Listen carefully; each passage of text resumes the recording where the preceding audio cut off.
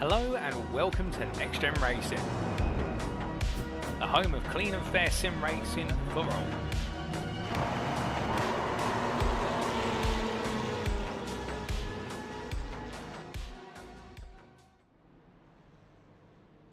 Hello, good evening and welcome ladies and gentlemen to another rapid fire round of intense racing action in the one and only NXTGEN Racing Touring Car Championship Season 7, as brought to you on the premier sim racing platform available only on PC known as iRacing and powered by Doble Motorcycles. The tale turns and it yearns for plenty more racing action, and we're here to deliver today with round 8 of 10 in Japan, and we're being our second and final visit of the season to the island country of Japan. Well, we've got no better than the Suzuka International Racing Course to play host to our drivers. Originally opened as a testing circuit for the Japanese manufacturer Honda, one day in the eyes of John Hugenholtz it would be a test circuit, but later on in the eyes of the motorsporting world it would become an iconic and international racing course which many a series has taken its way to over the course of its extensive history.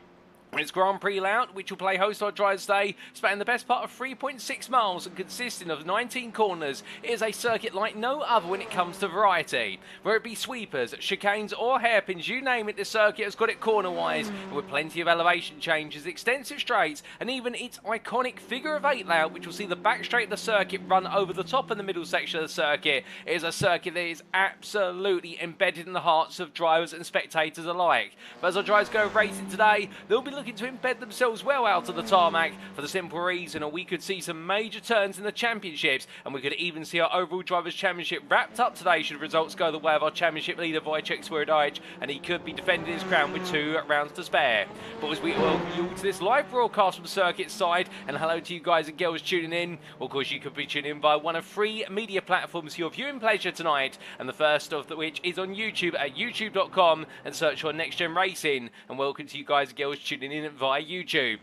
Alternatively, you could be tuning in via Facebook, and that's at facebook.com/groups/NXTGEN Racing. And welcome to you guys and girls tuning in via Facebook, and of course the YouTube and Facebook platforms being the official media platforms of NXTGEN Racing. But for those of you on Twitch, well, you could be tuning in right now via the unofficial broadcast at twitch.tv/TX141. And welcome to you guys and girls tuning in via Twitch. By here you ask, who is TX141? Well, allow me to introduce myself as your host and commentator for this season. My name is Paul Walsh, also known as TX141 or Britain a Spit, depending on what media you follow me on. Now we bring you all your racing action over the course of tonight and indeed the entirety of the season. And speaking of tonight, our schedule for tonight times in British summertime, that's BST, or Universal Coordinated Time +1 at UTC at +1. As we can see, in just under 18 minutes time, we'll be heading out onto circuit for the qualifying session, 15 minutes in duration. And the rain falling in the background right now, the forecast today is looking highly unpredictable, with rain currently for the remainder of practice, but supposedly the rain will come to a halt towards the start of qualifying,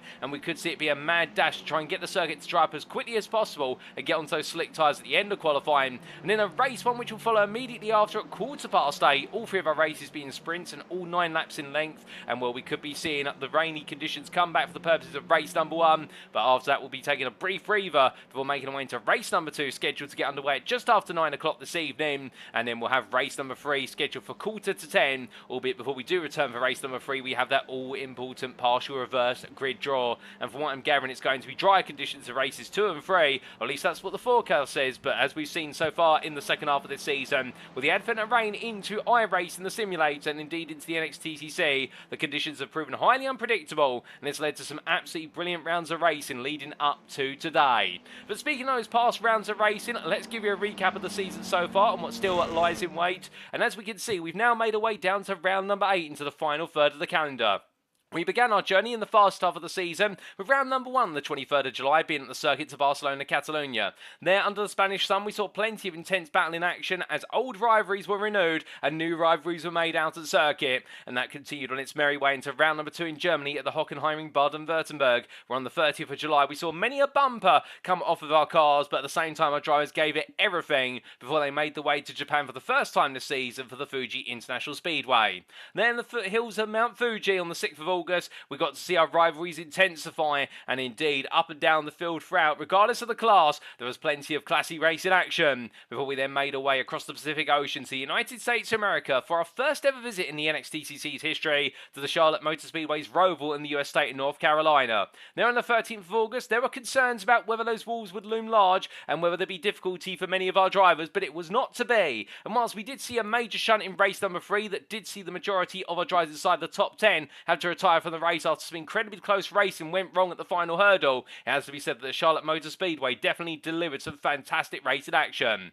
And then we wrapped up the first half of the season with our first ever feature race around the NXTCC's history at the recently refurbished Circuit de Spa-Francorchamps. And on the 20th of August, we got to see history made as Andy Fox would become the first ever feature race winner in what was an incredibly great 1 hour race where it all came down to the finest of margins up and down the field.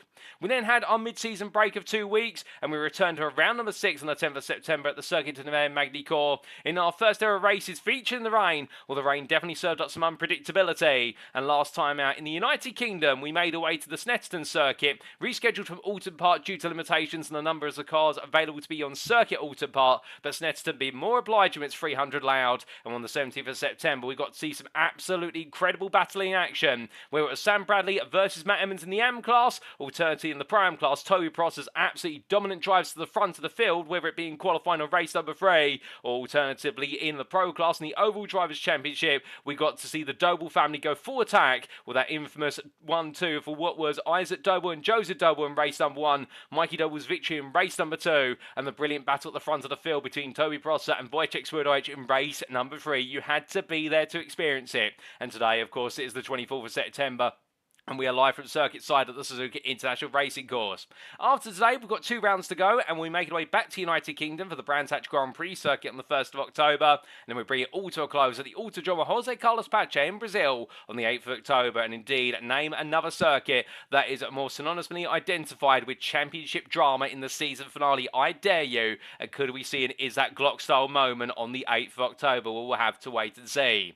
Now, coming into today, we're going to give you an update on the championship standings, but we haven't quite been able to sort out the potential incidents and penalty points from what was Snetterton last time out due to our admins being extremely busy in their personal lives over the course of the last week. So therefore, we'll give you a recap of the provisional championship standings going into this round following Snetterton. And we start off with the Overall Drivers' Championship. And as we can see, Wojciech Swirydowicz leading the way on 938 points to 683 of Benjamin McCluskey. Keep in mind, of course, these points account for the 1 drop score that our drivers will have over the course of the season. And Swirydowicz right now could wrap things up today.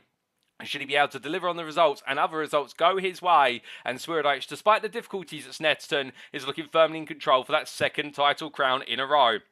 Meanwhile, in the battle for P2, it's Benjamin McCluskey who's been able to steer slightly clear of Mikey Doble. Keeping in mind, of course, that Doble does have a 0 score on top of his drop score, given he did miss 2 rounds of race in the first half of the season. So therefore, Mikey Doble to be in P3 at this time shows how far he's come along this season, and Benjamin McCluskey, meanwhile, would do well to keep him behind. Andrew Pyatt sits in a comfortable P4 on 585 points. I say comfortable in the fact that it's not because he's able to be steering clear of Adam Delmont, who's only 5 points behind, but he'll feel happy and contented with the fact, and therefore the comfort will come from the fact that he's inside that top 5 and has made himself a firm fixture over the course of the season. And can he carry on today? Or will returning driver, and I can tell you he's out there right now putting in the laps after technical issues have blighted him for the last 3 weeks. Adam Delmont is back with a vengeance today, and well, could we see him make a late charge for the top 3 of the championship? Lee Horn sits P6 on 553 points, 10 clear of Jamie Dorey. And there's Isaac Doble, who's resurged his way to P8 after that fantastic set of results at Snetterton last time out, with Andy Fox being your leading Pro-Am driver in the overall standings in P9, only ahead of Benjamin Trier by 34 points. It could not be closer between the 2 of them in terms of being the leading Pro-Am in the overall standings. Just outside of the top 10, best of SP11 is Gavin Gardner, a further 30 points behind, and it's 15 points to Russell Fowler, with Toby Prosser, Matthew Sheraton and Matthew Addy completing your top 15. And note there how Prosser and Sheraton are making the way inside that top 15 and rapidly converging on the top 10. And could we see plenty more from Aztec Racing, who have thrived in these changeable conditions, particularly when the circuit gets to its utmost in terms of wetness. Well, for the 377 points of Matthew Addy in P15, we do come to the 367 points of Sam Van Alst in P16, as the Goldwyn Motorsport driver looks to try and take the fight back to the P15 stays. He's fallen out of it for some time as a result of the racing in the previous round. And then Jonathan Robrick Breaks, it's P17, the Valkyrie X-Type driver, enjoying one of his strongest races in race 3 at Snetterton, just ahead of Liam Silkstone, with Alex Meredith and James Mansesgal completing your top 20. Duncan Race, it's P21 on 283 points. Afterwards, mixed fortunes at Snetterton, but still trying to rise up through the ranks. We had Ali hot on his heels at 235 points, and it's a further 12 points to Tom Davidson, who missed out on the racing for the Sim Racing Collective last time out. Then Joseph Doble and Nick Clemens complete your top 25. A further 4 points behind, it's Alan McCain, with Pedro Diaz P27 ahead of Michael Lees, and then Larice Pascucci and Reese Watt complete your overall top 30. Coming in from the overall Drivers' Championship stands to the Prime class, and as we can see with the points adjusted for the Prime finishing positions, Ben Ultrea still leads by what is only the best part of 25 points over Andy Fox, but perhaps more concerningly, or at least intriguingly for us as viewers, but perhaps a little bit more nerve-wrackingly for the Full Tilt B Motorsport driver, look at the gap from P1 all the way through to P7. So from Ben Ultrea to Toby Prosser, that is 128 points separating the top 7 at this stage with a drop score accounted for. And well, you don't need to do too much mathematics at the NXTCC to know that 128 points is a round's worth of racing, and right now we have a top 7 that is finally poised to go down to the wire should they continue to mix things up, but Ben Ultrea will be looking to try and put a stop to the mixed results. Andy Fox, meanwhile, will be encouraging him and trying to inch a little bit closer after not quite able to land the results that he wanted at Snetterton, and Matthew Addy also there with him on 685 points, with misfortune in race number 3 costing him dear and what could have been a run into P2. Matthew Sheraton sits P4 after the line share of points at 663, and he's the best part of what is there. Oh, goodness me, 8 points ahead of Russell Fowler, as my mathematics almost failed me. But Russell Fowler for Performance Link Esports was a little bit of a silent but violent type at Snetterton in the fact that it was absolutely consistent and picking off the places when nobody was watching. Sam Van Olst sits P6 ahead of Toby Prosser by the best part of 24 points. Keep your eyes out for Toby Prosser, who really has been the rain maestro over the course of this season so far. And then James Mansesgal, Duncan Rise and Liam Silkstone complete your top 10. 2 points behind Alex Meredith, who wasn't on the grid at last time out, and much like Liam Silkstone, but still Meredith will be looking to try and bounce back today, as will Nick Clemens after a difficult race 1 and race 2 at Snetterton, and then Michael Lees, Alan McCain and Tom Davidson complete your top 15 in the Prime class. From the 431 points of the Sim Racing Collective driver, it's the 391 of Slavomir Jalbowski. And we see Mark Sykes, who had a great race number 3 at Snetterton, sits in P17 just ahead of Luke Jones, with Ian Manners and Pedro Diaz completed the top 20. Valentin Umblais sits P21 ahead of Jake Pitt, while Harley Bicknell, Sam Smith, Piotr Jezlewski and Dmitry Kulon completed your Prime Championship standings. We'll then come to the AM class, last but not least our Drivers' Championships, and as we can see here, Matt Emmons now leads on 875 points to the 832 of Daniel Fritz, who wasn't on the grid last time out. But given the fact that right now many of his rivals are matching his momentum for Emmons, it's all about trying to stay consistent and stay one step ahead of his rivals. Marcel Fritsch as well sits P3 on 781 points, still well within the fight, and only 9 ahead of Sam Bradley, the triple winner at Snetterton, and the man who is on a mission to try and bring himself all the way to the top.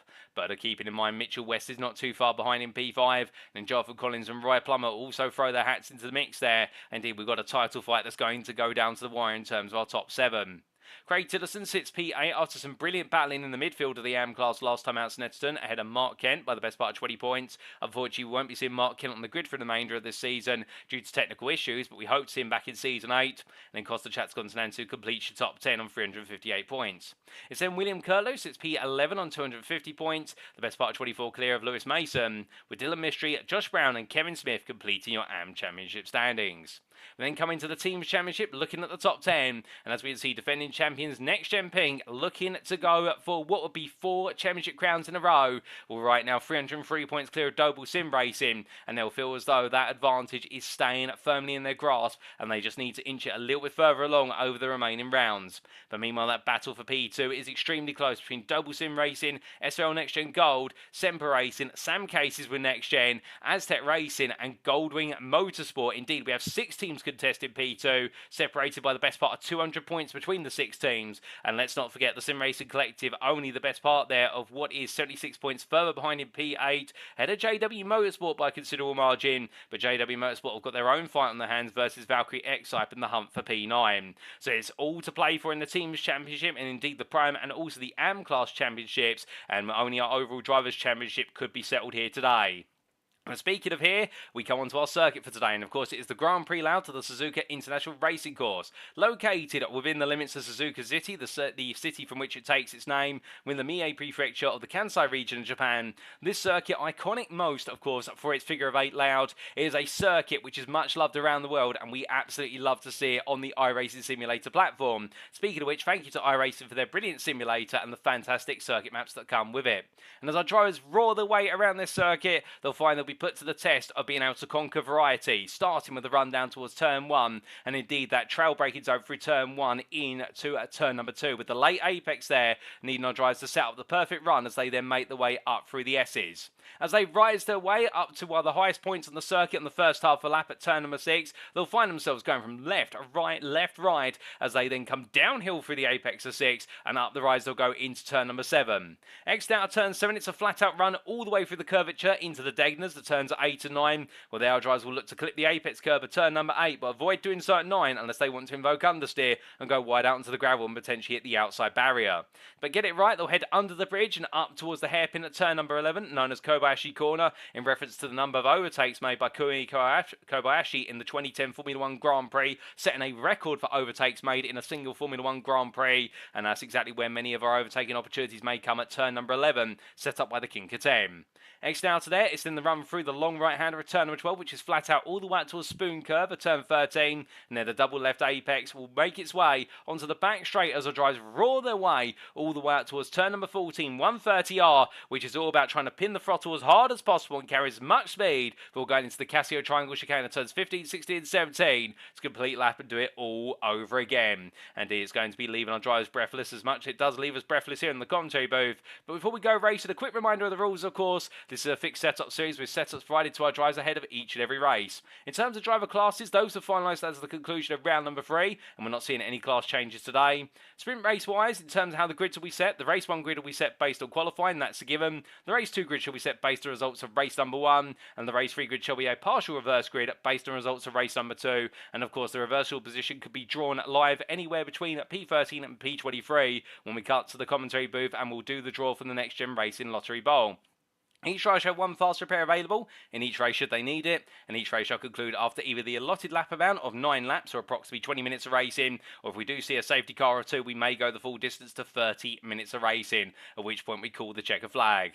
On top of that, race stewarding is in effect, and an independent race director, as always, is stewarding the races for track limit infringements, and on top of that as well, the deployment of the safety car. And speaking of track limit infringements, the first and second warnings issued to a driver, they're just warnings. On the third warning, it becomes a 5-second post-race time penalty. We double it to 10 seconds on the fourth warning. On the fifth warning, well, you pick yourself up a drive-through penalty that must be served within 3 laps. And racing incidents, meanwhile, shall be reviewed at post-round.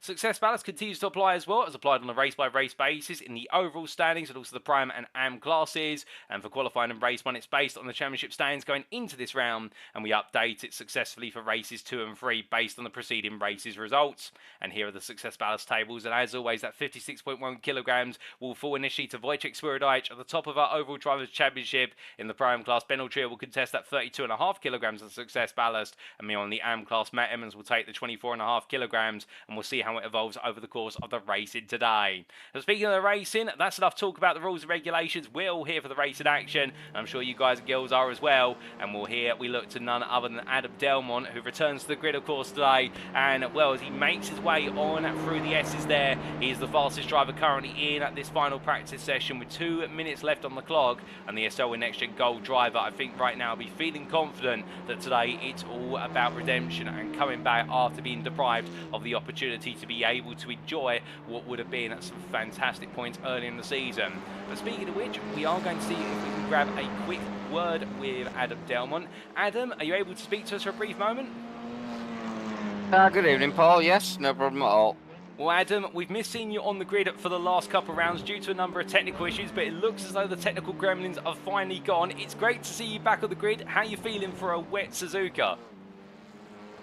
I'm feeling good, mate. Yeah, happy to be back after obviously a couple of weeks of issues, shall we say. Kind of dented my championship hopes a little bit, but you know, I'm just going to enjoy what's left, mate. Try and figure out Suzuka in the rain.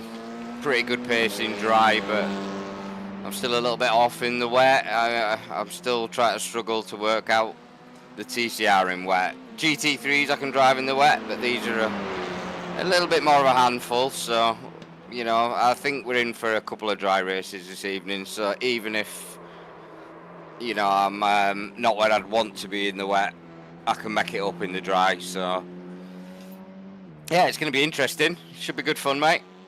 Oh, without a doubt. I mean, it's never quite as fun when you're not on the grid. We're so happy to see you there. We wish you all the best of luck for tonight, and we'll see you at each of the checker flags.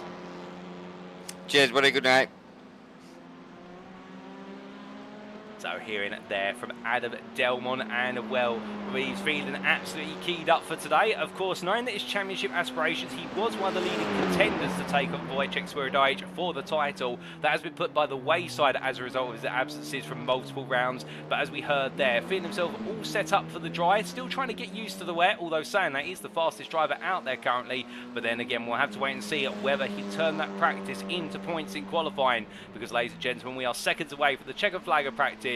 Straight after, we'll head into our qualified session here at Suzuka. There is the checker flag, and can Adam Delmon follow it up, or will Wojciech Swirydowicz find a way to strike for pole position and carry that door number one all the way through to the top of the grid? Well, without further ado, it is time for us to find out.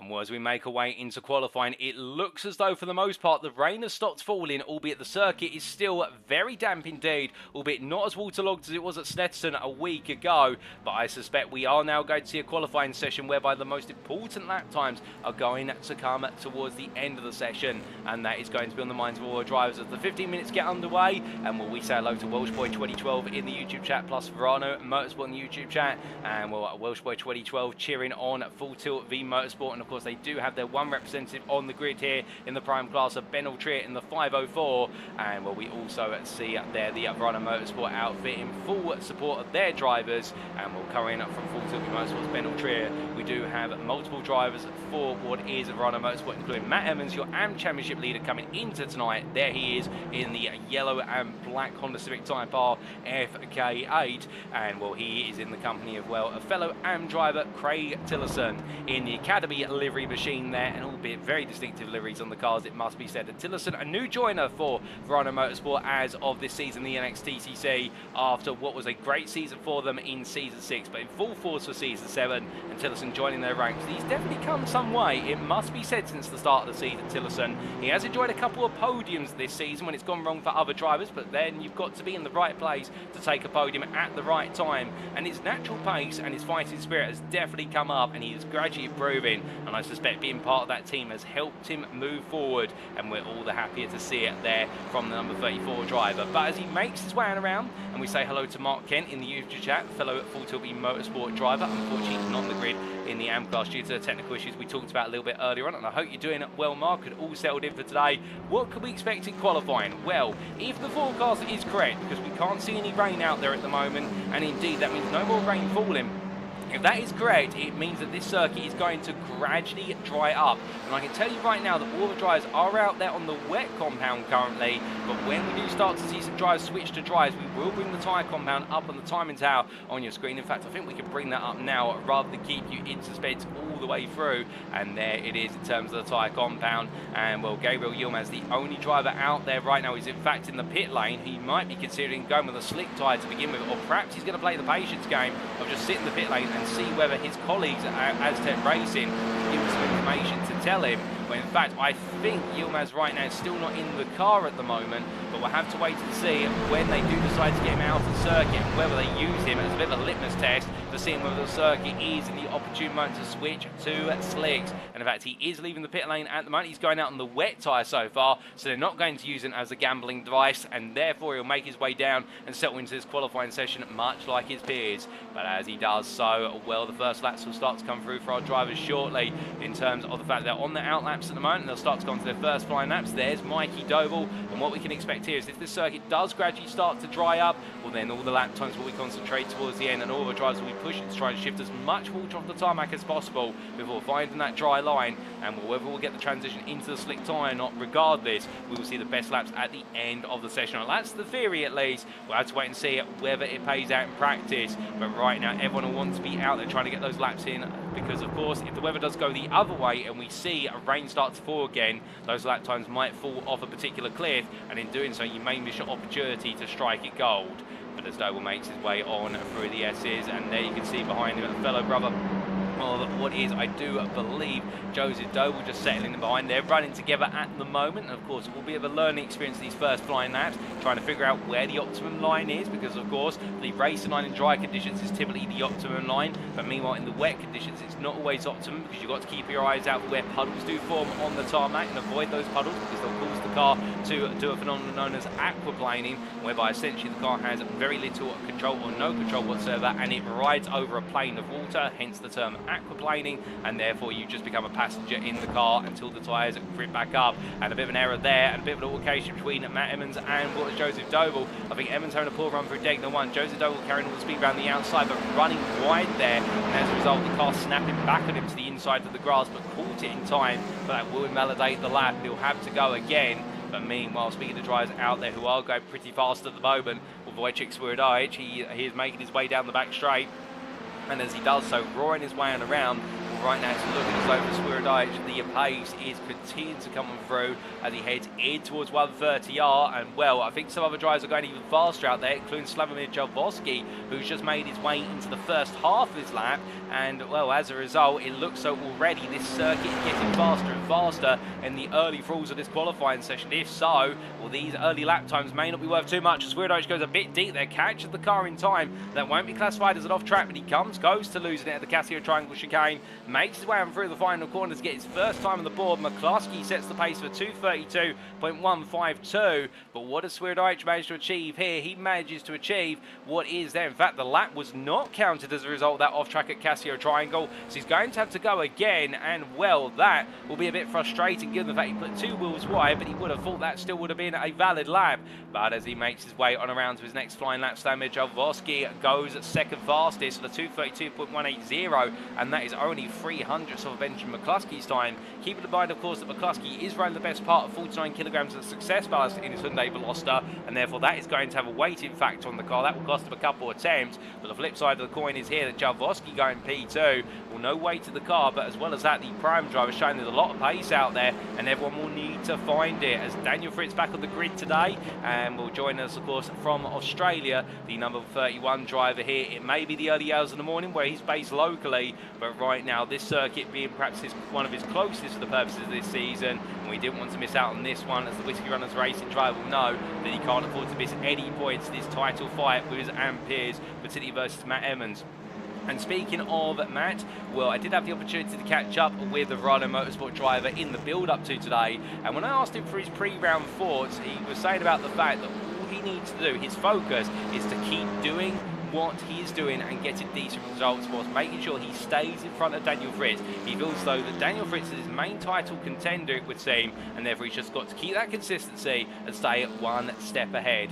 He is also as well hoping for dry conditions today, because he feels as though those will suit him better compared to his title rival Sam Bradley, who was an absolute force to be reckoned with, of course, at Snetterton. With Sam Bradley not on the grid currently here at Suzuka today, and well, if he is going to be absent, that is going to be a bit of a boon to what will be Emmons' aspirations, and it's going to hinder Bradley, no doubt about it, and well, that will take away perhaps the driver who's the most untouchable in the wet in the AM class. But still, regardless, for Matt Emmons, his key line, his consistency is critical for the remaining 9 races of this season, and he is absolutely fired up to try and bring home that AM Championship title. Of course, the first AM Championship title went to Mark Sykes in Season 6, and well, could Emmons be the second ever driver to take the AM crown? We'll have to wait and see as he makes his way on out of Spoon Curve and onto the back straight. But as he does so, the qualifying times continue to be churned in. We do have the best part of approximately 35 drivers in attendance here today, so slightly down on Snetterton, but to be fair, not everyone quite able to make each and every round. That's why we do have a 1-week drop score for our drivers. But as we do say hello to John Meredith in the YouTube chat, father of Alex Meredith and previous NXTCC race as well. John Meredith, don't count him out, enjoyed a good amount of racing in the AM class back in Season 6, if my memory serves me correctly, or at least the Prime class in Season 5. I definitely know that, but what I can tell you right now is in terms of Alex Meredith being out there, well, this is Alan McCain, who just goes at the provisional fastest of our Prime drivers on the 2:31.82 2.22, but more lap times coming in already. We are down to the low 2.31s, and we are seeing more and more of our drivers here start to pick up the pace. But in terms of where Alex Meredith is out on circuit at the moment, well, for Meredith, he hasn't quite got a time on the board as of yet, but I think this is going to be his first time that he does manage to get on the board, as Mitchell West has gone purple of everybody in subsector 2. So that's running through the S at the moment. It's the AM driver putting in an absolutely phenomenal P3 lap up there. What can Meredith do? No time against his name so far. Well, he puts a banker in a 32.729, and well, Meredith will go at P12, but Sam Smith pushed him to P13, but P11 there himself. But meanwhile, Mitchell West, well, the Mitchell West performance driver in the Hyundai Elantra, and well, he's put in an absolute surprise lap there, and I think a lot of AM drivers, indeed the majority of the field, are going to be absolutely jaws to the floor on that one, because that is a phenomenal lap, and it could not have come at a great time.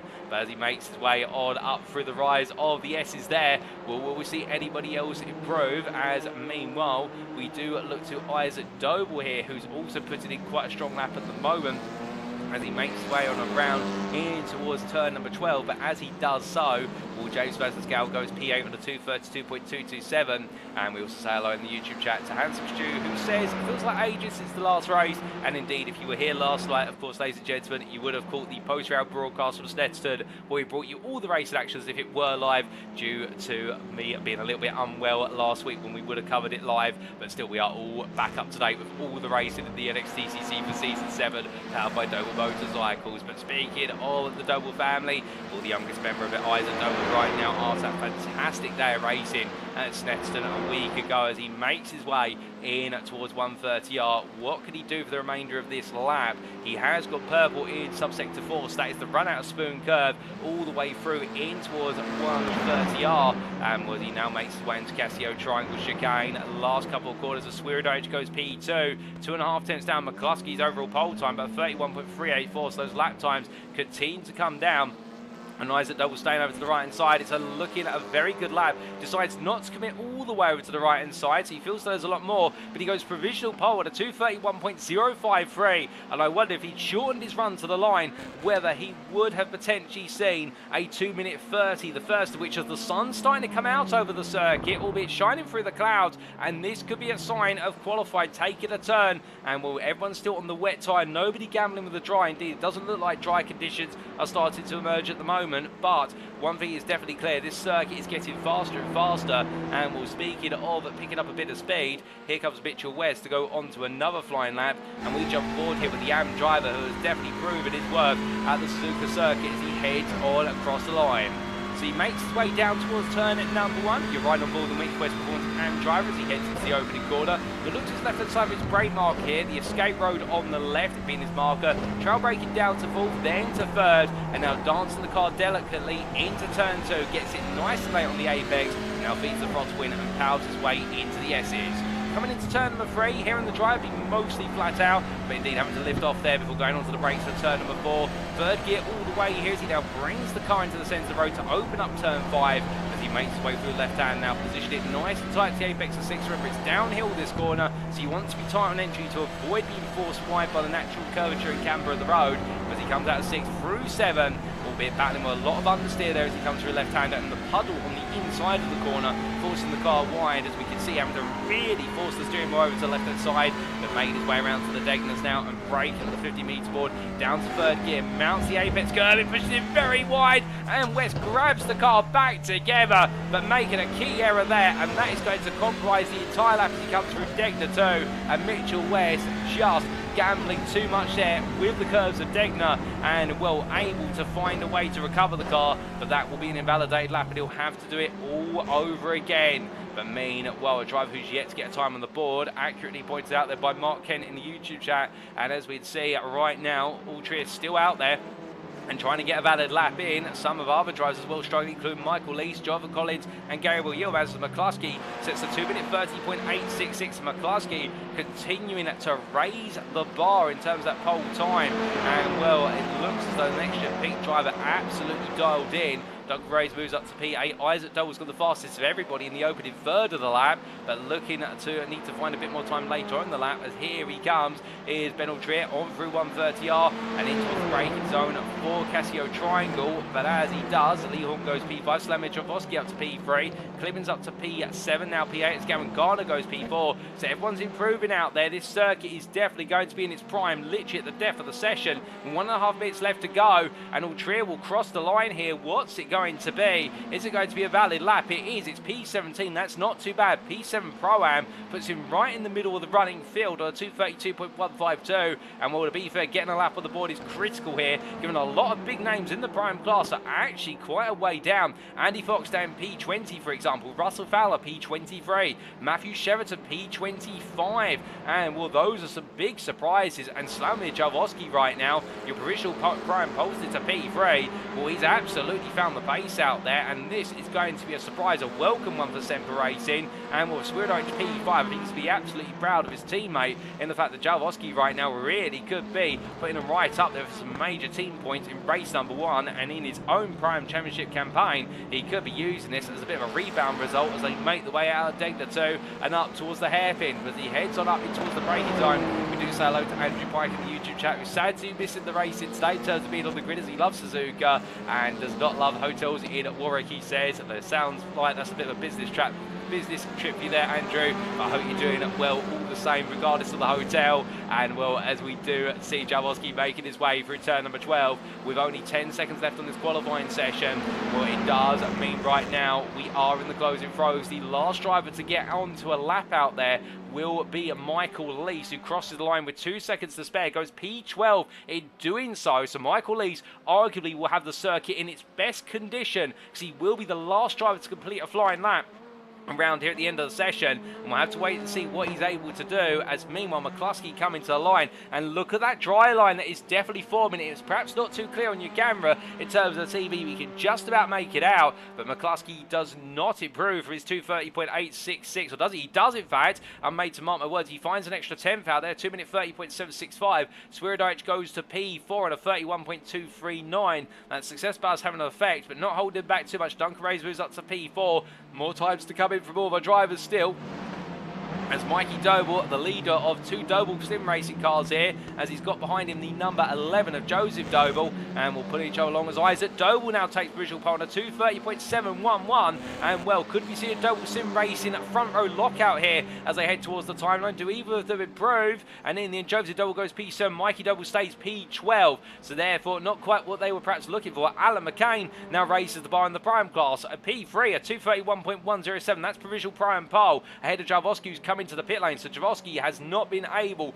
to hold on to that pro-am pole position. Mitchell West making his way around, with Matt Emmons improving to P26 with a 33.044, but Mitchell West here is flying, and as he comes across the line, Daniel Fritz goes P30, does not find the lap time out there.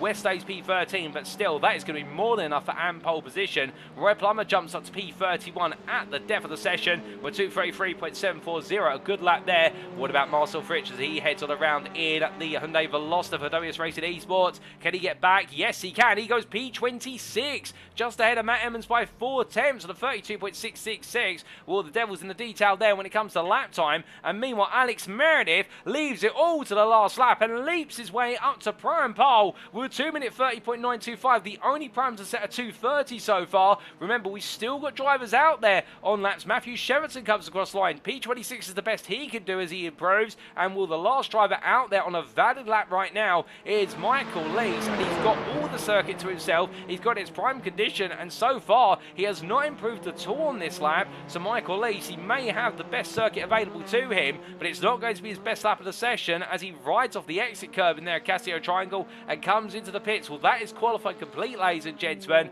and it is Isaac Doble who takes overall pole position. In the prime class, starting P3, it'll be Alex Meredith who has taken prime pole, and Mitchell West takes his first ever and pole position position, P14 overall, and the Mitch West Performance Elantra absolutely flying in the capable hands of its namesake driver. And well, for the number 101, definitely a one-on-one on how to take pole position in class here at the Suzuka International Racing Course Grand Prix circuit. But with 35 drivers in this qualified session all getting times on the board, Gabriel Yilmaz, we started at the very back of the grid, was the best part of 6 attempts of Craig Tillerson, everybody qualifying on the wet tyre. And a challenging qualified session with the rain stopping going into qualifying, and then it all being about a circuit that has gradually been drying, albeit not enough to warrant the slick tyre, but definitely enough to see the lap times evolving positively all the way through the 15 minutes. And we have got a nail biter of a race coming up, because our drivers now start to make their way towards the pit lane. Well, it's anybody's guess whether it's going to stay in the order they qualified in when we do come to the first couple of laps of race there. And with 9 laps in each of our races, they are going to feel like long endurance races, because this is a long circuit. But without further ado, ladies and gentlemen, it is time to start making our way to our grid for race number 1. And as our drivers make the way onto the grid, this is how they'll line up for our first race of the day in round 8 of season 7 of the NXTCC, powered by Doble Motorcycles. Isaac Doble has taken overall pole position, the pro class driver for Doble Sim Racing, with 2:30.711. Behind him, starting P2 on the front row of the grid, it'll be Benjamin McCluskey for NXTGEN Pink, half a tenth off. And then Alex Meredith will line up P3 for Whiskey Runners Racing, with what has been a prime pole position, another one to add to his set of accolades. And he's joined on that second row of the grid by fellow prime driver iRacing Esports, his best qualifying performance of his NXTCC career, Alan McCain, who starts P4. Sam Jarowski starts P5 for Semper Racing, the Polishman having the company of the South African Duncan Rise in P6 for Goldwyn Motorsport. And then Wojciech Swirydowicz starts P7 for Semper Racing, ahead of Gavin Garner for NXTGEN Pink. And then the top 10 is completed by Joseph Doble for Doble Sim Racing and Matthew Addy for Sam Case for NXTGEN, with Matthew Addy returning to the top 10 in qualifying.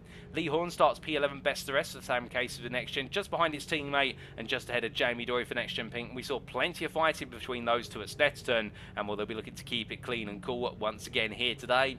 And then on the 7th row of the grid, Nick Clemens will start P13 for iRacing Esports, head of Ampole Sits, a first time Ampole position for Mitchell West for Mitch West Performance. A stellar job there, and definitely one of the moments of the day. Mikey Doble starts P15 for Doble Sim Racing in the company of Michael Lees for JW Motorsport. And then on row number 9, it'll be Luke Jones P17 behind his teammate, and then he'll have the company of iRacing Esports is Sam Smith. Your top 20 is rounded out by the combination of Russell Fowler for Performance Link Esports and Patrick Falconer for JW Motorsport, with P21 being in the hands of Ben Altrier for Full Tilt Motorsport, and P22 alongside him will be James Mazesgal for Aztec Racing. On the 12th row of the grid, Andy Fox, while his weaker qualifying performances of the season for Goldwyn Motorsport, and Jonathan Robrex for Valkyrie X-Hype. And then we do see on row number 13, Adam Delman for SO and NXTGEN Gold. With all that positivity in practice, it hasn't quite paid off in qualifying, but you can imagine he's going to be fighting his way through the pack as rapidly as possible. And I can tell you, he is gambling by starting this race on the dry tyre currently. Alongside him on the 13th row is Matthew Sheraton for Aztec Racing, and then we'll have your AM driver Marcel Fritsch, who's taking P2 in class for WS Racing Esports, who's on the 14th row with Matt Emmons for Rhino Motorsport. Mark Sykes for Sam Case for NXTGEN and Sam Van for Goldwyn Motorsport make up your top 30, with Daniel Fritz starting P31 for Whiskey Runners Racing, and he'll have the company of Roy Plummer just behind P32 for NXTGEN Red. Then on row at number 17, the final full row of the grid, is Whiskey Runners Racing's Jonathan Collins and Craig Tillerson for Rhino Motorsport, and last but not least, starting P35, Gabriel Yilmaz for Aztec Racing.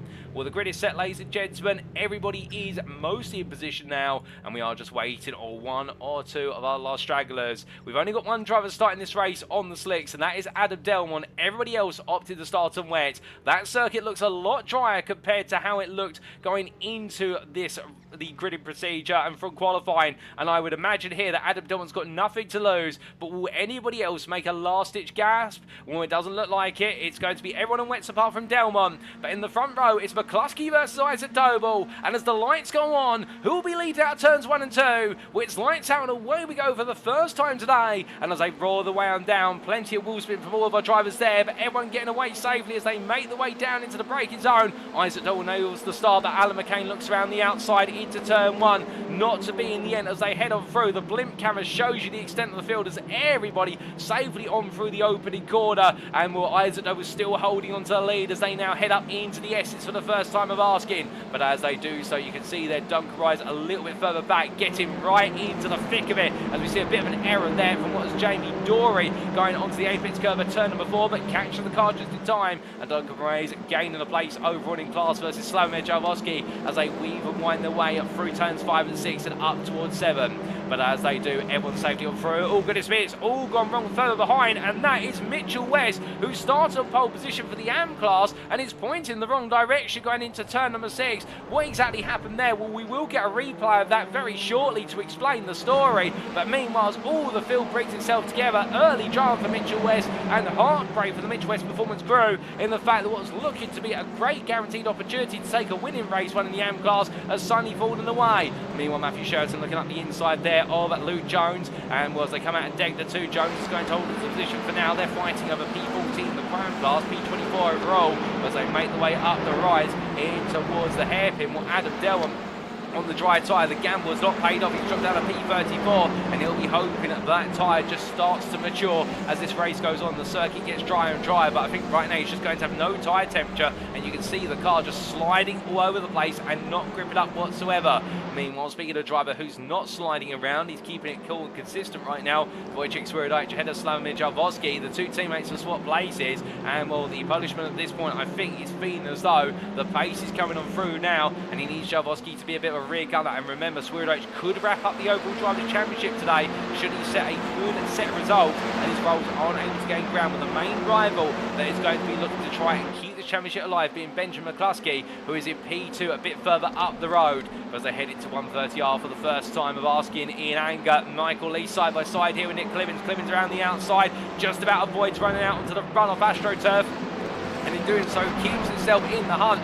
On further behind, now Sam Smith having a little bit of a tank slap out of the rear, coming loose through 130R, gets it stopped in time for Casio Triangle, but here's a bit of an aggressive move. There's contact between them, and that was Sam Van Ols and Sam Smith coming together, the battle of the 2 Sams, and only one could win in the end, and Sam Van Ols will make his way on through. We'll try to, in fact, that was Andy Fox, let me correct myself. Now we've got the battle of the 2 Sams as they make the way onto lap number 2. But after one lap of racing, it is Isaac Doble who leads by 2.5 tenths over Benjamin McCluskey. P3, it's your prime leader, Alan McCain, followed by Alex Meredith. Then Duncan Rice sits P5, Wojciech Swirydowicz P6, Slavomir Jalowski P7, Gavin Gardner P8, and there's Jamie Dory and Joseph Doe who complete your top 10, albeit Dory and Doe battling over the position right now at P9, with Jamie Dory having to really get his elbows out there, but Joseph Doe immediately sending up the inside to turn 5. A lovely return move there from the number 11, but Dory is still there. He still exists, and the door can't be shut at the moment as they make the way through the right-hander of turn 6 onwards towards 7 they go, and as they do, Joseph Doe will there lose in the rear of the car. He's caught it just in time, and Jamie Dory taking the long way round, but you can see that on that wide line, just as little grip available to him, and they stay as they were. Joseph Doe does do the deal for P9 as they make the way in towards Degner 1 and 2. But as they do, Bester SP11 is Lee Horn. He's over the this battle right now. And meanwhile, your AM leader is Matt Emmons at this time, P25 overall. Head of Mark Sykes, then Jonathan Collins, P27, second place AM driver, just only 1.3 seconds behind. But the big question everyone will be asked is what happened to Mitchell West on the opening lap? And here's the replay to explain. And all this was making its way in towards turns 5 and 6. Contact there, I think, to the rear of the Ben Trier's car initially, but we need to see more than that. Have we got any other camera angles to the replay? Yes, we have. We might be able to tell a bit more of a story here. And well, this was in the run into the corner. We'll get a rear angle as they come through. So he got checked up there by Ben Trier, and a tap on the rear of the car. We briefly saw it before the camera transition, and that, I believe, was from the iRacing Esports car there of what was none other than, well, I believe that was the iRacing Esports car of, we're just trying to understand which one it was. I think that may have been the iRacing Esports car of Nick Clibbins making contact, and that explains what happened to Mitchell West. Very unfortunate, and in the end, West has been turned around, finding himself catching up to Trier too quickly, and then I think the Constantina effect, just a small tap on the rear, unsettled the car, and that's why he went around. But meanwhile, as we return to the racing on at lap number 2, almost to be lap number 3 very shortly. Why is it double coming around right now? The lap times at the moment sitting in the region of the 2-minute 35, 2-minute 36. But keep in mind, our drivers are trying to find what is tyre temperature at the moment, and immediately now 231s, 232s, and there's a sign we are still roughly at the same pace of what we were at the end of qualifying, albeit I would imagine they will mature the lap time a little bit more as we head deeper and deeper into this race and fuel comes out of the cars. Meanwhile, Lee Horn finds himself in a long line of cars as headed by Jamie Dory just in front in P10, but you can see there from what is Dory all the way through to Russell Fowler at P16, and then we've got some more battling further behind as Matthew Cheverton makes his way on around. I think there's been an error for Ben Altria, however, and Altria has gone to the runoff at turns 1 and 2. The full Tilby Motorsport drivers having a great start to today, and it's all unfolded horrifically for the 504. But what exactly happened, here's a quick replay to explain. And this was battling side by side with what was, I think that was James Smassersgow and Altria in contact in the two crossing paths, and Altria sent to the barrier, and the gravel thankfully able to keep it out of the barrier for too long. And well, as he rejoins the 504 driver, will be absolutely frustrated with that one, but I'm sure they'll talk about it after the race. But as we return to the live racing action, well, speaking of the action, his two old friends turned rivals, Matt Emmons versus Mark Sykes. Albeit the friends off the circuit, but rivals on the circuit, previously both racing for NXTGEN Racing, and as they make the way through Degner 1 and into Degner 2, Wolverine Motorsports at number 72 right now, fending off the charge of the 666 machine as they head upwards towards what will be the Kobayashi hairpin. But as they do come in towards the braking zone, just up at the hairpin, and meanwhile we've got two wide. This is Matthew Addy on the inside into turn 12, on the outside as Nick Clement, and Matthew Addy right now trying to hold on to P5 of the Prime class. Between them is Michael Lees, and with 3 primes contesting the space, it's only enough for 2 wide, albeit Lees would love to make it 3 wide, and then he's going to get up the inside of Addy into the first part of Spoon, but goes very deep. There comes Mikey Doble looking to try and force his way on through to take 1. He'll do that versus Matthew Addy. Can he take 2 versus Lees? As they make the way out of Spoon curve, there you can see there is going to be Lees who goes a little bit wide on the exit, but he's given the room to breathe, and as they power their way onto what will be 130R, no change at the moment. Fantastic car control being shown between our 3 drivers here, and all trying to stay out of danger, but Lees versus Doble, and will Doble on that inside line, Michael Lees on the outside as the rain starts to fall again. This circuit is going to get wetter, not drier for the remainder of this race, so that unpredictable forecast coming back to a halt nose, who were hoping it was going to get a bit drier over the course of the distance, and in the end Mikey Doble pins the inside of turn 16 at Casio Triangle,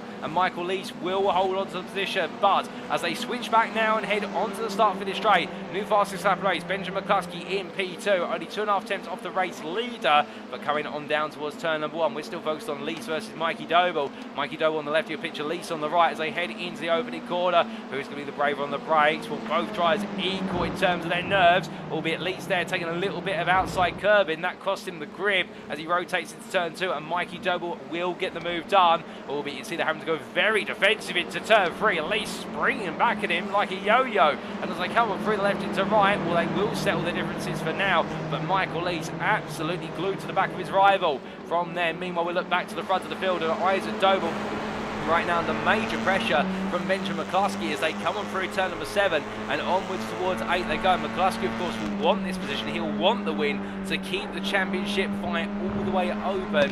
And well, as they come down in to the braking zone for what is turn number 9, Degner number 2, well, as they exit the right-hander, it's still Isaac Doble ahead for now. They're going onwards towards what will be the hairpin. Well, will we see a move from McCluskey? No, we don't. But McCluskey, again, you can see very aggressive under brake. He lets the car intentionally roll deep under retardation. And I suspect here McCluskey feels like he's got a lot more traction to pull in that Veloster versus the Honda Civic of Isaac Doble. And that's why he's able to take those more aggressive lines. And again, it's all about finding where the optimal line is for you as the driver in the wet. And that's why you've seen these mixture of racing lines being nipped and tucked by all the drivers up and down the grid. But meanwhile, looking a bit further down the order, this is Jonathan Collins chasing after Matt Emmons as we ride on board here. This is for the lead of the AM class. Collins, of course, the attacker versus the defending leader of Matt Emmons, and championship leader of that is Emmons. And Collins here, well, he is not right now too close to Emmons in the title fight. The idea being that if Collins can get ahead of Emmons, that will assist his teammate Daniel Fritz. Whiskey Runners Racing in terms of making sure not to lose too many points to Emmons, but will that be how it plays out here, given the fact we're almost at the halfway point of this race, and right now Collins is close, 4.5 tenths, but Emmons is keeping this ball consistent. albeit will the increased rain start to affect these two, and could it see the momentum swing one way or the other, as we say hello to Katie Ings, who of course cheering on Matt Emmons and the Rhino Motorsport team as they make their way through. But Collins there almost losing it coming on through, couldn't quite find the grip, loses the attempt going through 130R, gets it called back up coming into Casio Triangle, but as they go right, left, right here, and you can see Emmons now squirming around as well. Both drivers are really struggling as they wind their way onto lap number 5, but it's Emmons who holds on for the time being. 4 attempts they head towards the timeline. It's not going to be a long enough run here as Emmons pulls the inside the road to break a bit of the toe, and also perhaps to cool the tyres down by finding a bit of a deeper water patch. Meanwhile, just behind Gabriel Yilmaz and Ben Ultria fighting here. This is for overall position only, with Ultria on the outside at the prime drive trying to pick his way through. Yilmaz is going to go very deep. He's going to miss the corner, and Mitch West on the inside, and there's further contact as West is turned around. Mitchell West being caught out there. He will get the place. Goodness me, how he managed to stop that in time, that's a mystery to me, but I can tell you one thing, that's incredible car control, and Mitchell West makes his way through for P3 in the AM class in an absolutely incredible move into turn 1. But in terms of making that move happen, let's take a look back at that once again. And this was right on board with Mitch West. You'll see Yilmaz goes very deep, and well, as he gets it braked up into turn 2, side-by-side contact, and Mitch West in the end riding the apex curve, a bit of the grass. Yilmaz backs out, but manages to catch the car, and well, Mitchell West, I think there, he's going to be absolutely heart in mouth, and meanwhile, I would imagine that Yilmaz will be thinking, well, should he give me the place back? And then he might be thinking to himself, you know what, I'm going to let him have that one for the simple reason he caught the car in time. But as they make the way on back up to speed on your live pictures, we have had an incident for Wojciech Swirydowicz, and I believe that's just simply where he's had to pretty much bring the car to a dead stop into the Kobayashi hairpin at turn number 11. In fact, I'm hearing that confirmed to my ear right now. So running in P6 at the moment, no major error per se, just a very slow run to the apex there as the rain continues to pour down. And that has been the one weakness we have perhaps seen from Wojciech Swirydowicz over the course of this season. A man who has shown very little sign of weakness in his NXTCC career, or indeed in any series where he's racing a touring car racing class machine, whether it be in the United Kingdom or across in the States. I can tell you he's a highly decorated driver, and also I do believe he is the only driver in iRacing official history who has held the accolade for the TCR Championship titles in the official TCR series, plus also the IMPC series, which sees TCR combined with other classes simultaneously. Indeed, you could argue he is trying to be the best of the best in the TCR machine, and that's why he is a man to be feared in the front-engine front-wheel drive car. But as he makes his way out of turn number 17 and down towards the opening corner once again, we've got Adam Dillman in the pit lane with that gamble to slicks being a gamble which hasn't worked out, as he confirms in the YouTube chat. And sorry to hear that, Adam, but hopefully we do get to see you back out there on wet, carving your way through the field. But meanwhile, Swirydowicz absolutely trying to find his way back past Duncan Rays as quickly as possible, and teammate Slamir Jarvosky right behind the Stemper Racing drivers right now on course for some great teams points. But of course, Swirydowicz here likes to score points to further his own championship, as meanwhile we've got a battle for the lead, the AM class, and that's Collins trying to go around the outside of Matt Emmons, but in the end runs out of road, runs out of grip, and Matt Emmons retakes the lead of the AM class there in their drag race going through turns 1 and 2. And we can see there Mitch West getting very close to the back of Collins as Collins brakes much earlier than what is Mitchell West's ideal braking point, and it almost all unfurls itself in an absolutely dramatic fashion, but not to be. But as they come on through the left into right, well, Collins right now, we know he's got a lot of pressure behind him as Mitchell West is looking for an opportunity to try and come back at him, and you can see how much availability in terms of the grip there is for the Mitchell West Performance Elantra. And right now there's a reason why he was on pole in the wet conditions, i.e. Mitchell West, is because he's been able to find more grip than anybody else. And Collins will be wary of the fact that right now he's got to try and keep behind him a driver who seems to be the best part of 3 to 4 tenths faster when he's in his ideal lap. As they come on through Degner 2, Collins runs a bit wide, Mitchell West follows him, and will both drivers now locked into this battle. Ben Ultria just in front of them, and Matt Emmons, the AM leader, comfortably a second ahead as they head on through the turn 11 hairpin. And Collins goes a little bit deep there, but does get the car buried on the throttle, and well, he will hold the position for now. As we can see, West just trying to look for a way around, throwing everything at this, but not able to find a way through at this time. But as they roar their way on through at turn number 12, Meanwhile, we do look from our drivers here to a little bit further behind Daniel Fritz, the second place AM Championship driver coming into this round. We still caught behind Gabriel Yilmaz, can't seem to find a way through at the moment, and Fritz, it would seem, struggling a little bit in these dicey conditions. But as they come through Spoon Curve, the second part of it, well, he's going to have a good run on Yilmaz here, as Yilmaz really struggling to try and get that Audi to get the power down, and Fritz will start to get closer and closer as they make their way on towards 130R, and this could be a championship defining overtake in terms of keeping Fritz's hopes alive going into the final 2 rounds, depending on how the other races go. But Yilmaz there, taking the outside line, a bit more than that in the end, and well, Fritz will just stay behind him for now, and I think just trying to find a way he can look for a lunge up the inside. Will he go for it into Casio Triangle? Gut feeling says no, he's too far back here, surely. The door's left open, but Yilmaz, he has the confidence that Fritz is not going to look for the move, and they stay as they were. But as they head on towards lap number 7, we look back to your leaders who've already started said lap. Through the left into right, turns 3 and 4 they go. The top 4 still extremely close, and we haven't talked too much about Alan McCain versus Alex Meredith since the start. Keep in mind, of course, that Alan McCain got the best start of anybody in the top 6, moved his way into P2. McCluskey came back at him on the open lap, and McCain took the prime lead as a result. But as they come on through turns 6 into 7, Alex Meredith still there right with him as we ride aboard and look down over the front of the number 19 Whiskey Runners Racing. But at this time, no way through, and Alan McCain just seems to be a little bit more hooked up at the moment. Albeit that being said, right now Meredith might be just biding his time, playing the patience game, given the fact that when he wants to make the move, he'll only want to make it once. Gets very close there through Degner 2. McCain struggling in the check-up in the concertina effect between Doble and McCluskey, and Meredith too close for comfort and losing all that ground, and seeing the gap open up by the best part of 3.5 attempts there. But of course, you have plenty more opportunities to try and come back as they make the way on through the hairpin. Onwards they'll go towards Spoon Curve via turn 12. But you can see Meredith now needs to gradually increment his way closer and closer. And as they slide the wound around here, Meredith trying to cut as much as possible the entry into turn 12. Everybody does it. But the problem is, as you can see here, there's just no grip available. The car is sliding around. And as it does so, that's only going to make this harder and harder. And every tenth gained on arrival becomes ever more difficult to get back. And you can see there, McCluskey just in front, almost drifted his way onto the apex curbing of what was the second part of Spoon. But from them, meanwhile, Mitchell West is battling here with Ben Aldrit, and Mitchell West at one point, I think, might have had a run to the inside of the hairpin, and that's why he was shown as leading the M class for a brief moment. I'll take a look back at what happened, but he's battling furiously with Ben Aldrit, trying to get ahead of the Pro-Am driver, does so there onto Spoon Curve. Lovely move from the 101, and well, he's still got 2 more laps after this one to try and come back at Emmons and Collins. But as they come down the back straight, you can see Emmons having to go defensive once again, and Matt Emmons right now, he can't break away.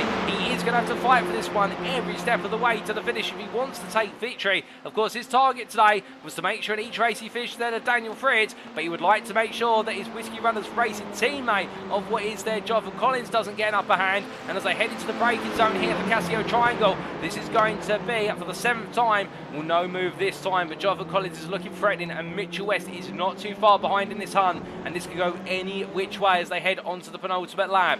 Meanwhile, looking up the road, this is Lee Horn battling side by side with Nick Clemens for P11, and you can see there Clemens on the inside gets a lovely run off of turn 1 into turn 2 and gets the car pointed to the apex. Horn is going to come back at him as the rain does seem to have lessened, if not stopped, so the circuit is drying a little bit again. In fact, my eyes do deceive me, it is still raining out there. I do apologise, the camera not being very flattering with that. And as they make their way through turn 5 in towards 6, still side by side all the way round, but in the end it will be Clemens who holds that inside line through 6. Does Horn have enough leverage here to come back? He'll drive for a massive puddle there into turn 7. Well, he does manage to stay alongside, but look at the loss of control there. He catches the car just in time, but that's the problem with that inside run into turn 7. With a puddle on the entry, it just unsettles the car, and Nick Clemens is able to hold on to P11 just about into Degner 1. But coming on through, meanwhile, speaking of just holding on, Isaac Doble doing everything right now to hold on for a little bit longer versus Benjamin McCluskey. And McCluskey there in the number 28 Veloster for NXTGEN Ping. 9, it's all about trying to target, keeping that championship alive in the overall category, and also bringing home the major points of the team's championship for NXTGEN Ping as they look to just try and further themselves a little bit further with 2 rounds remaining after today. But as they come on through up towards the Spoon Curve, well, right now it is all to play for between the top 4, as meanwhile there's been drama further down. That is Russell Russell Fowler, who's had a bit of an altercation with, I believe, Andy Fox. And on top of that as well, I think we have seen what was perhaps some other drivers involved with that. Can we get a quick replay of what's happened as Andy Fox in a damaged car goes to the grass? Yes, we can. And well, here's what happened, ladies and gentlemen, as we take a look back. So this at the time was the battle for what was to be inside the top 20. Fowler on the brakes, car snaps loose and careens across the grass, and Andy Fox mid-apex at the time. Well, in the end, Fox just happened to be in the wrong place at the right time for Fowler to spear his way into him, and Russell Fowler getting unsettled there is very easy to do, and well, I can imagine that Fox in the heat of the moment won't be too pleased with, but when he looks back, it's one of those unfortunate things that has happened, and Andy Fox still trying to get the car home. As we return to live picture, you can see the suspension has collapsed on the car, but meanwhile, in terms of defence, that has not collapsed. Isaac Doble right now still withstanding the pressure of Benjamin McCluskey as they head on to the final lap for this race one of the day.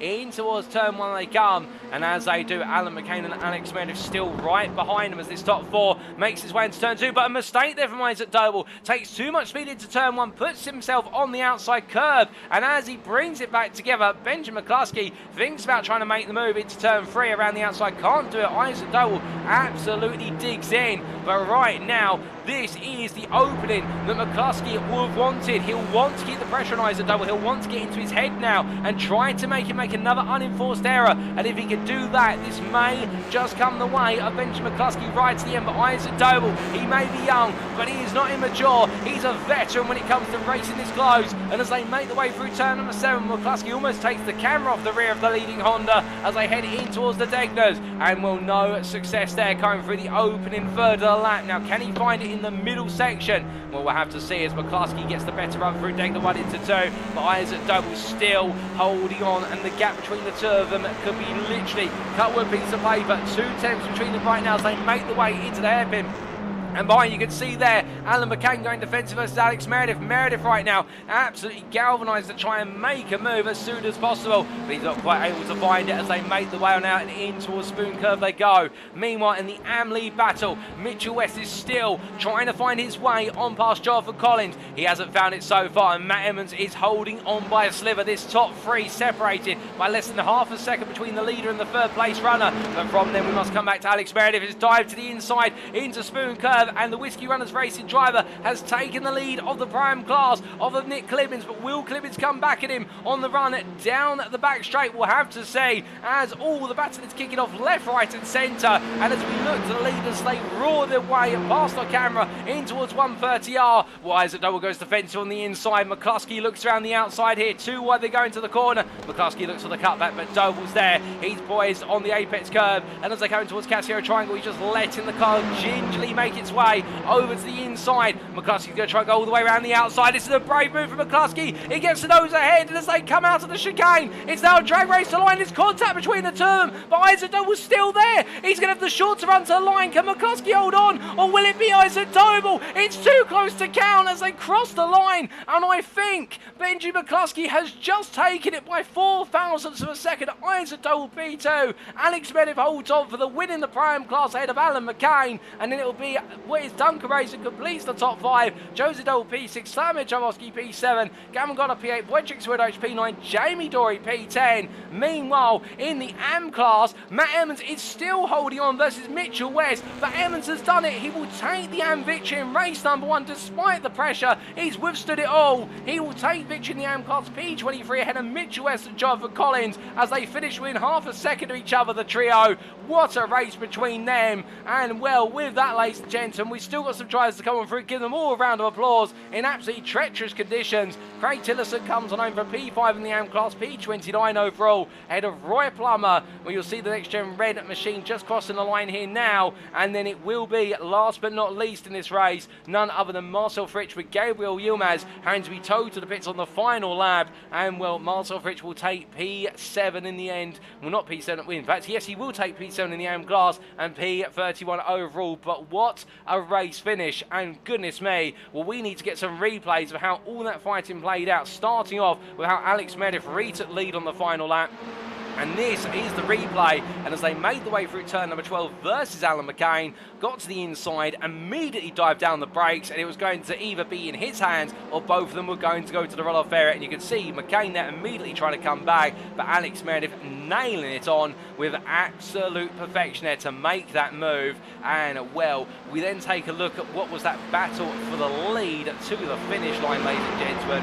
And well, what a battle this was as we ride on board with Benjamin McCluskey, and well, in the end made to look around the outside, and well, the next gen pink driver got it hooked up on the braking, went around here. He'll be squeezed the apex, much like not Mikey Doe, but Isaac was squeezed a little bit coming out of the Casio Triangle chicane, and there was a drag race all the way down, and in the end 4 thousandths was the difference for Benjamin McCluskey to take victory for Isaac Doble, the closest finish we have ever seen in an NXTCC race. We have never seen it that close before.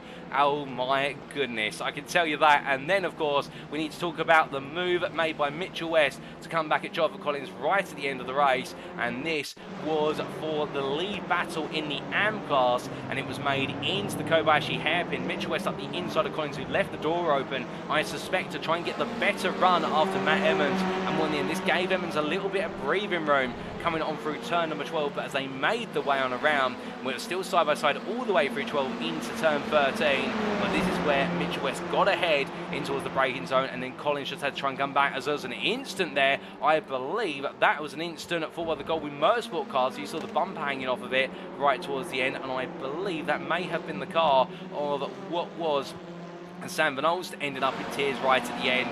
But there you can see Matt Emmons, then Mitchell West, then Jonathan Collins, and that's how they would finish the race. Goodness me, ladies and gentlemen, what a conclusion to the race, as Marcel Fridge and a number of drivers make the way in towards the pit lane, and we return to your live pictures. An incredible end to our first race of the day, and well, let's take a look at those race results subject to any stewards' inquiries, and here they are. And after a sensational 9-lap thriller for race 1 of round 8 of season 7 of the NXTCC, brought to you on iRacing and powered by Doble Motorcycles, Benjamin McCluskey taking victory, and updated there to confirm by 1,000th. That is the smallest margin we could possibly have, according to our timing tower. By 1,000th, Benjamin McCluskey took victory for Next Gen P over Isaac Doble for Doble Sim Racing. My goodness, ladies and gentlemen, well, that is going to be a story that's talked about for a long time. Alex Meredith at P3 there, the prime win for the Whiskey Runners racing driver on his return to the grid, ahead of Alan McCain for Irish Esports by 1.5 tenths. And then Duncan Ray's completed the run to P5 overall for Goldwyn Motorsport, and third place on the prime podium of Meredith, McCain and Moraes. Joseph Doble in full at P6 there for Doble Sim Racing, and a solid effort ahead of Samir Jalvosky for Semper Racing. And then Gavin Garner P8 for Next Gen Pink, battered his way ahead of Wojciech Swirydowicz right at the end of the race, with Swirydowicz finishing P9 for Semper Racing. Some good points for the Semper Racing team, and Jamie Dory at P10 for Next Gen Pink, holding on to the final points paying position, and with it a little bit of success bias will follow him into race 2. Lee Horn finished P11, best the rest of Sam Case for Next Gen, ahead of Mikey Doe by half a second. The Doble Sim Racing driver not quite able to make it into the top 10, but he will have a waitlist car going into race number 2. And then at Matthew Addy, 5th place in the Prime class, P13 overall. The 777 driver Sam Case for Next Gen enjoying a solid race, ahead of Michael Lees for JW Motorsport and Sam Smith for iRace Esports, who completed your top 15 and scored the last of the overall points. Then P16 for James Smazesgal, Aztec Racing's driver, finishing ahead of his teammate Matthew Sheraton, with both of them coming unstuck over the course of the racing in this first race of the day. Jonathan Robrix P18 for Valkyrie X-Ibe, and we saw the top 20 completed by Nick Clemens and Mark Sykes. Behind the Sam Case for Next Gen driver, Luke Jones P21 for JW Motorsport, and then it was Russell Fowler P22. And then our top 3 of the AM class, P23 through to P25, Matt Emmons taking the AM class win for Verona Motorsport, had a Mitchell West for Mitchell West Performance, and Jonathan Collins for Whiskey Runners Racing. Ben Trier P26 and a frustrating first race of the day after the early instant cost him dear. Patrick Falconer P27 for JW Motorsport, and Daniel Fritz just missing out on the AM podium, but 4th place in class for Whiskey Runners Racing P28. And your top 30 was completed by Craig Tillerson and Roy Plummer.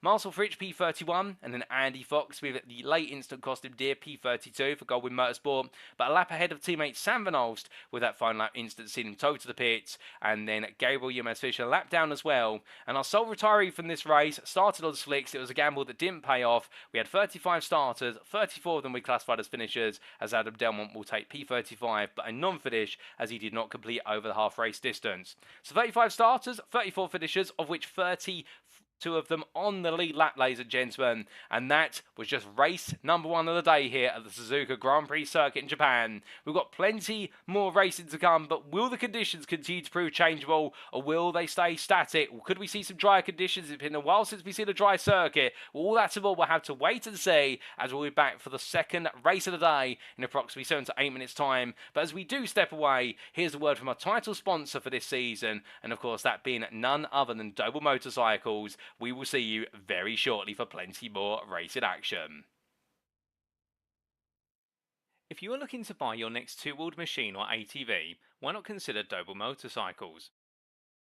Home to an expansive full range of Honda motorcycles, scooters, off-road bikes and ATVs, Doble Motorcycles is the UK's leading Honda motorcycle dealer. However, do not just take our word for it. Having won numerous awards over the years, including 3 Motorcycle News Dealer of the Year awards, and being nominated for many more, including Honda Dealer of the Year 4 times, the Doble family-run business prides itself on customer service, and it shows. Add to this the family's rich racing history through 3 generations, as currently embodied by Mikey Doble Racing, with Mikey chasing glory in the BTCC, and you can be certain that you will receive excellent customer service from lights out to checkered flag. So if you'd like to know more, check out their website today at doble.co.uk. Speaking of Mikey Doble Racing, if you'd like to support Mikey as he pushes it to the limit out on track, you can do so by following the Mikey Doble Racing Facebook page as seen on screen. Additionally, if you want to represent the 88 Army at a BTCC weekend, Mikey Doble Racing has some fantastic merchandise available just for you, as may be found either via the Mikey Doble Racing Facebook page, or alternatively in the Doble Motorcycle store at dobledirect.co.uk. Don't miss out on being a part of the 88 Army today.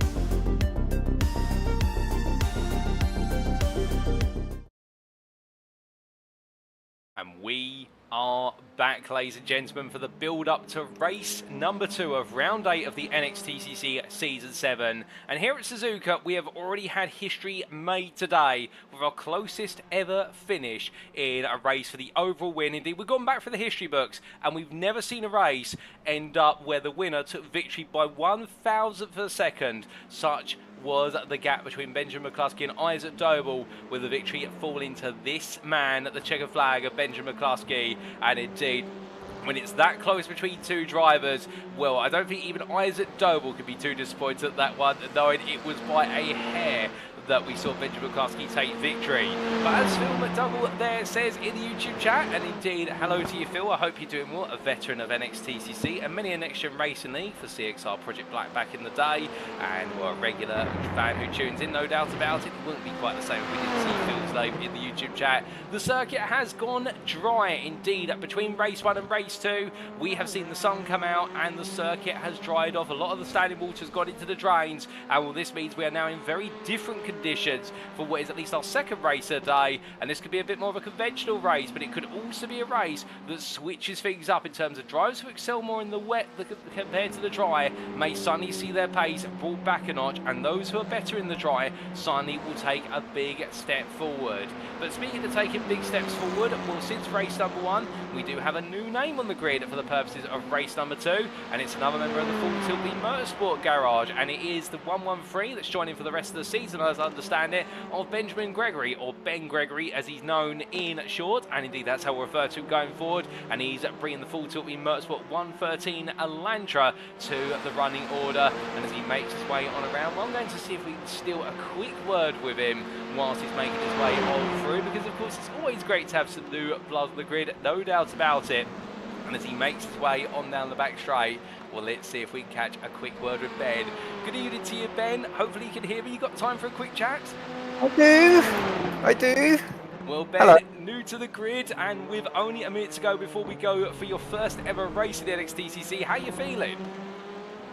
Pretty good. It's nice to be back in a touring car, honestly. It's been a couple of years, really, I think, since I've been doing it properly. Well, you're on the grid in a wonderful staple in the form of Full Tilt V Motorsport. Have you set yourselves any expectation for the first race of your time in the NXTCC? The thing is, I recognise quite a lot of these names from other touring car series, so I'm quite happy to be back and racing against these fine drivers. So I'm trying to just honestly try to stay out of a championship fight and not ruin anyone's run for a title. Just have fun, really, more than anything. I'm not really here to be too serious. Just be clean, have a good race, and just more enjoy myself. Get back into the touring car groove. I like it. That's a good spirit to have, no doubt about it. Well, we'll leave your first ever race for the NXTCC, and we'll see you at the checkered flag. Thank you very much, man. Cheers. So hearing there quickly from none other than Ben Gregory in just this time as well, as we now make our way in to the grid for race number 2 of the day. And of course the grid will be starting as it left off of race number 1, and as the grid begins to be set, this is how our drivers will line up on it. Benjamin McCluskey will take pole position for race 2 for NXTGEN Pink, joined on the front row of the grid by Isaac Doble for Doble Sim Racing. And then on round number 2, it's the prime pair of Alex Meredith for Whiskey Runners Racing and Alan McCain for iRacing Esports, and they'll be looking to duel and do battle in race number 2, no doubt about it. And well, as we say hello there to Catherine Meredith, mother of Alex Meredith, well, the Meredith family all tuning in and looking forward to seeing if he can make it 2 out of 2. Behind them on row number 3 of the grid, Duncan Rise for Goldwing Motorsport, who will be in the company of Joseph Doble for Doble Sim Racing, and then Slamir Jarvosky starts P7 for Semper Racing, with Gavin Garner for NXTGEN Pink with a late charge in race number 1, while the NXTGEN Pink driver will be looking to charge even further in race number 2. Wojciech Swirydowicz starts P9 for Semper Racing in the number 1 car, and it's Jamie Dory who completes the 5th row, and with it the top 10 overall for NXTGEN Pink.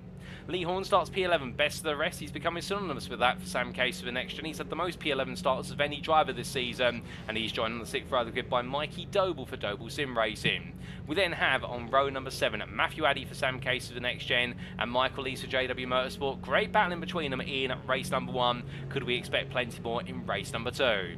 Sam Smith starts P15 for iRacing Esports, and James Spencer's out alongside P16 for Aztec Racing, with Matthew Sheraton just behind his teammate P17, and Joffa Robrick starts P18 for Valkyrie X5, and he's got more to do in this race.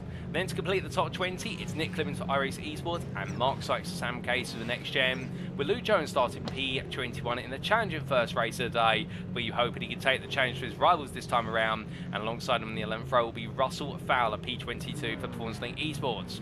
Behind them, starting at P23, and this could be one of our big agenda items for this race, the AM Championship Battle, headed by Matt Emmons, who starts P23 for Verano Motorsport, and on that 12th row of the grid, he's in the company of Mitchell West and Mitch West Performance. Behind them, we carry on with Jonathan Collins, P3 in the AM class, starts P25 for Whiskey Runners Racing, and then we have the prime driver Ben Altrier breaking up the AM field, starting P26 for Full Tilt B Motorsport. It's the prior Patrick Falcon who starts P27 for JW Motorsport, and then you have one of the main title contenders in the AM class, Daniel Fritz, started P28 for Whiskey Runners Racing. Craig Tillerson starts on the 15th row of the grid for Verano Motorsport P29, with Roy Plummer for company P30 for NXTGEN Red, and then it's Marcel Fritsch P31 for WS Racing Esports, ahead of Andy Fox for Goldwyn Motorsport with that heartbreak at the end of race 1. The same for Sam Vanolis, who starts P33 for Goldwyn Motorsport, joined in the company of Gabriel Yilmaz on the 17th row of the grid for Aztec Racing, and then we do have starting at P35 Adam Delman for SRL NXTGEN Gold, and P36 it will be on his debut Ben Gregory for Full Tilt V Motorsport. Well, that is the grid, ladies and gents, with 36 starters all itching to go. Each dry here at Suzuka, and with these dry conditions, could we see things turned on their head? Well, we will see shortly, of course, because it will be the battle McCluskey versus Doble Mark II as they make the way away. But who will be the victor this time around? Well, the lights are going on, and without further ado, it's going to be 1 red light, 2 red lights, 3 red lights, 4 red lights, 5 red lights. And it's lights out and away we go for race number 2 as Benjamin McCluskey looks to get underway well, but Isaac Doe immediately coming back at him in the second phase of the launch as they head in towards turn 1. In towards the braking zone they'll go, and as they do, Isaac Doble will take the lead of this race for now as they weave and wind their way through. To the blimp camera we go. And as they come out of turn number 2, it is Isaac Doble who has taken the lead as all the field is safely through the opening 2 corners. But as we look back down to the closer racing now, and they weave and wind their way, they serpentine their way through the S's. Duncan Rice has made the best gains of anybody inside that top 10 in terms of gaining 2 places at the start, taking the prime lead of Alan McCain and Alex Meredith. The 2 Elandra drivers struggling for traction off the line, and as they make their way through turn number 7, everyone now tiptoeing to Slamir Jarboski side by side with what is Jamie Dory. They're trying to take P9 off of the 2-time NXTCC overall champion, and Jarboski right now definitely looking menacing as he looks to hold it around the outside into Degnan 1 and does exactly that. Nice moves on the number 99, but coming on down, and meanwhile looking to the AM leader Matt Emmons continuing where he left off, and he's got Ben Altrier right behind with Jonathan Collins being pushed back a place. Oh goodness me, that's a car to the barrier, and that is Nick Clemens who's been turned around. The car in the end does roll back on, but in a manner where everyone's able to take evasive action immediately. We'll have to take a look back at what exactly happened to Nick Clemens there to see him be sent around. But a bit of a story of Sam Knowles goes wide there at the Kobayashi hairpin, and as Emmons keeps his foot down now, he's got Ben Altrier right on his heels, but he's got Altrier as a bit of a buffer to Collins. Meanwhile, back towards the front of the field, it's McCluskey versus Doble as they go through the left-hander, and as they come on around, well, right now McCluskey on the outside of Spook Curve, and in these dry conditions, this is where we'll start to see there is one racing line, there's an optimum line, and when you go too wide, you lose a lot of time, and perhaps it's not as easy to go too wide as it would be in the wet. But then again, these drivers will find a way to go too wide, no doubt about it, as they head in towards 130R. McCluskey has got a nose ahead, but Isaac Doe on that inside line means McCluskey has to go a little bit wide. They're still too wide coming into Casio Triangle with Duncan Rice and Alan McCain looking to exchange blows with P3. Oh my goodness! And that is going to be the Goldwyn Motorsport Audi having to snatch to the right there, missing his braking point. The Goldwyn Motorsport driver doing incredibly well to avoid careening into the side of our leaders. Great reactions there from the 33, and well, I think also avoided an automated slowdown through his brilliant car control to get it back under control. And well, the prime leader right now keeping it together, and well, he's been able to surprise Isaac Doe. Well, he will battle for P2 here into turns 1 and 2, and right now Doug Ray's using that as an opportunity to try and leapfrog his way forward in the end, and Isaac Doe just being caught out by surprise there. But to be fair, Doug Ray did fall back behind the top 2 before he has gone for this subsequent move, so therefore it will be a legal attack, and as they make their way up towards turns 5 and 6, well, they'll stay as they were just for now. So after one lap race, it's Benjamin McCluskey ahead of Isaac Doble.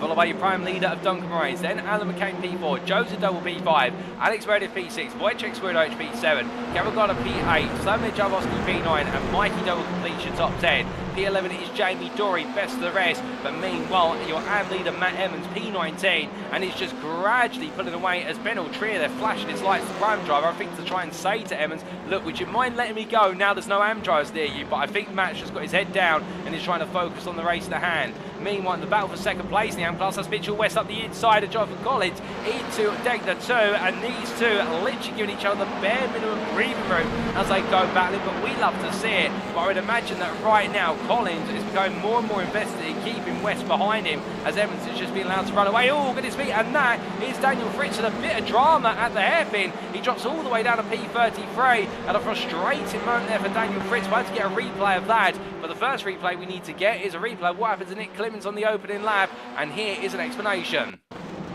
Was he made his way on through Degner 2 in the end? Bit of contact there, and that was contact with Russell Fowler. Turned to the barriers, the two contested the space, and Clemens in the end just gradually rolling forward and getting himself back under momentum, but doing very well to avoid that becoming a domino effect collision. And well, we then take a look at what happened to Daniel Fritz just now on lap 2, and this was in the run up towards the hairpin, and was made his way to the braking zone. Looks to be of his own volition. This is hard on the brakes. Oh no, the number 92 coming up the inside there, missed his braking marker, and that was the number 92 of Sam Vernals, and Daniel Fritz being turned sideways as a result. But we return to your live racing pictures, and as we do, we move on another lap, and Duncan Rise meanwhile has moved into P2 off camera, but you can see there some cars going slow. That's Jamie Dory, in fact, cruising along the start for the straight, or is it? No, that's Gavin Gardner who's taking a bit of a cruise, so I suspect there's been some track limits breach in the Casio Triangle chicane, and Gavin Gardner having to bring himself back together, but as they make the way upwards now, coming on through what is turns 1 and 2 in towards 3-4, well, NXTGEN Pinker going backwards, Jamie Dory down to P23, in fact going even further down the order, and Jamie Dory I think struggling here. The car has been made to go very wide. He's taken a rallycross line to rejoin, but a nightmare for Jamie Dory, and NXTGEN Pinker got an absolutely stellar show in race number 1. Well, Dory's definitely got a wounded car. You can see there the car limping around, not wanting to point to the tarmac, and I can imagine the number 13 driver right now may be looking to come into the pits at the end of this lap, and it's all gone in the wrong direction. But as they make their way round, I've had it confirmed in my ear from our race director, we do have what is a meatball flag for Jamie Dory's car. The NXTGEN Pink Drive under major damage. There has been a shunt of some description, and well, I think we might be able to get a replay of what exactly happened. And here it is, and it was in the run, coming out 130R, battling with Lee Horn, hard on the brakes. Oh, goodness me, eclipsed the rear of what was, I believe, Joseph Doble's car, and Jamie Dory in the end tried to get it to the pits, but the line of cars here prevented him from doing so, so Jamie Dory has been forced onto another lap.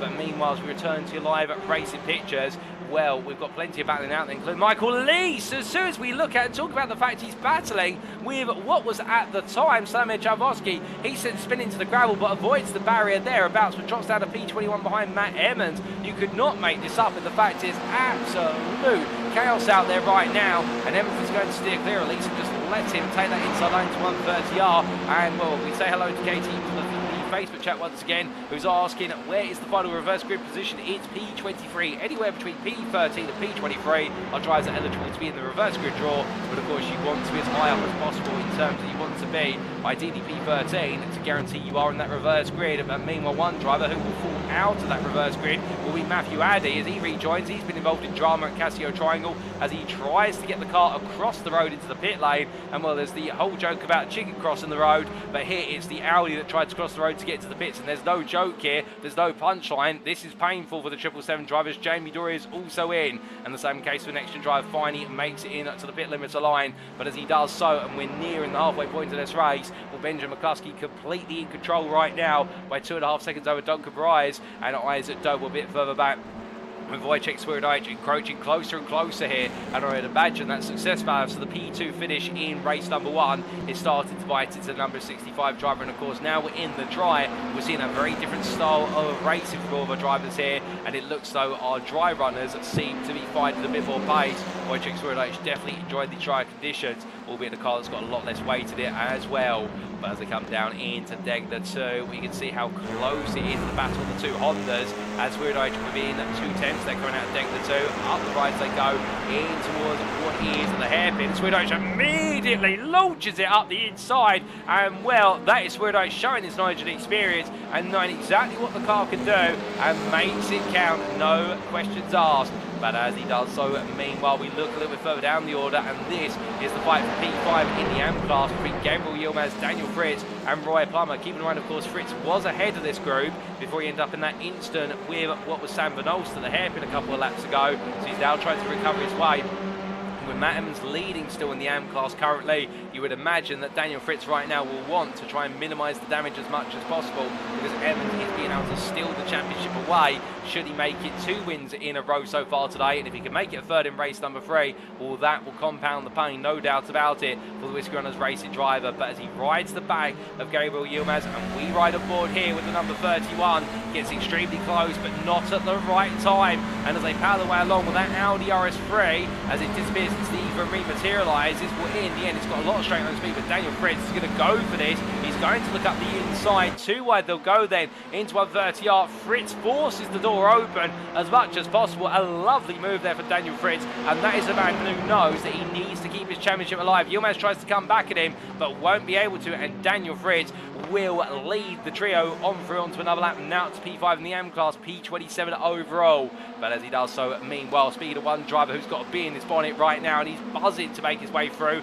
after gambling with what was the slick tyres in race 1. This is Adam Delmont, who's made his way ahead of Patrick Falconer. He's up to P20. You remember that Adam Delmont started P35 in this race. He was the penultimate position on the grid. The only driver starting behind him was Benjamin Gregory, and Gregory, of course, new to the grid as of this race. So therefore, Adam Delmont, with a P35 start, he's firmly now making his way inside what is the top 23, and the prospect of a reverse grid draw being coming his way. But the number 37 driver here will want some more places, and he's got a good number of primes to make his way past. Michael Lee's being the next up, then Andy Fox, then Russell Fallon and Ben Aldria. That would get him to P16, and that would give him a high probability of being in that reverse grid. Keeping, of course, in mind that the number drawn at Snetterton was P13, and well, that's our lowest number. But Adam Delmont, be hoping it's a little bit higher, because P13 is a long way up the road, and it's in the hands of Matthew Sheraton currently, as Adam Delmont looks for another move here as they make the way in towards turn number 1. And as they do, well, turn number 11, I should say, oh, goodness me, Gavin Garner there around with his bumper off in the grass, and Adam Delmont not able to make a move, but will gain P19 as a result.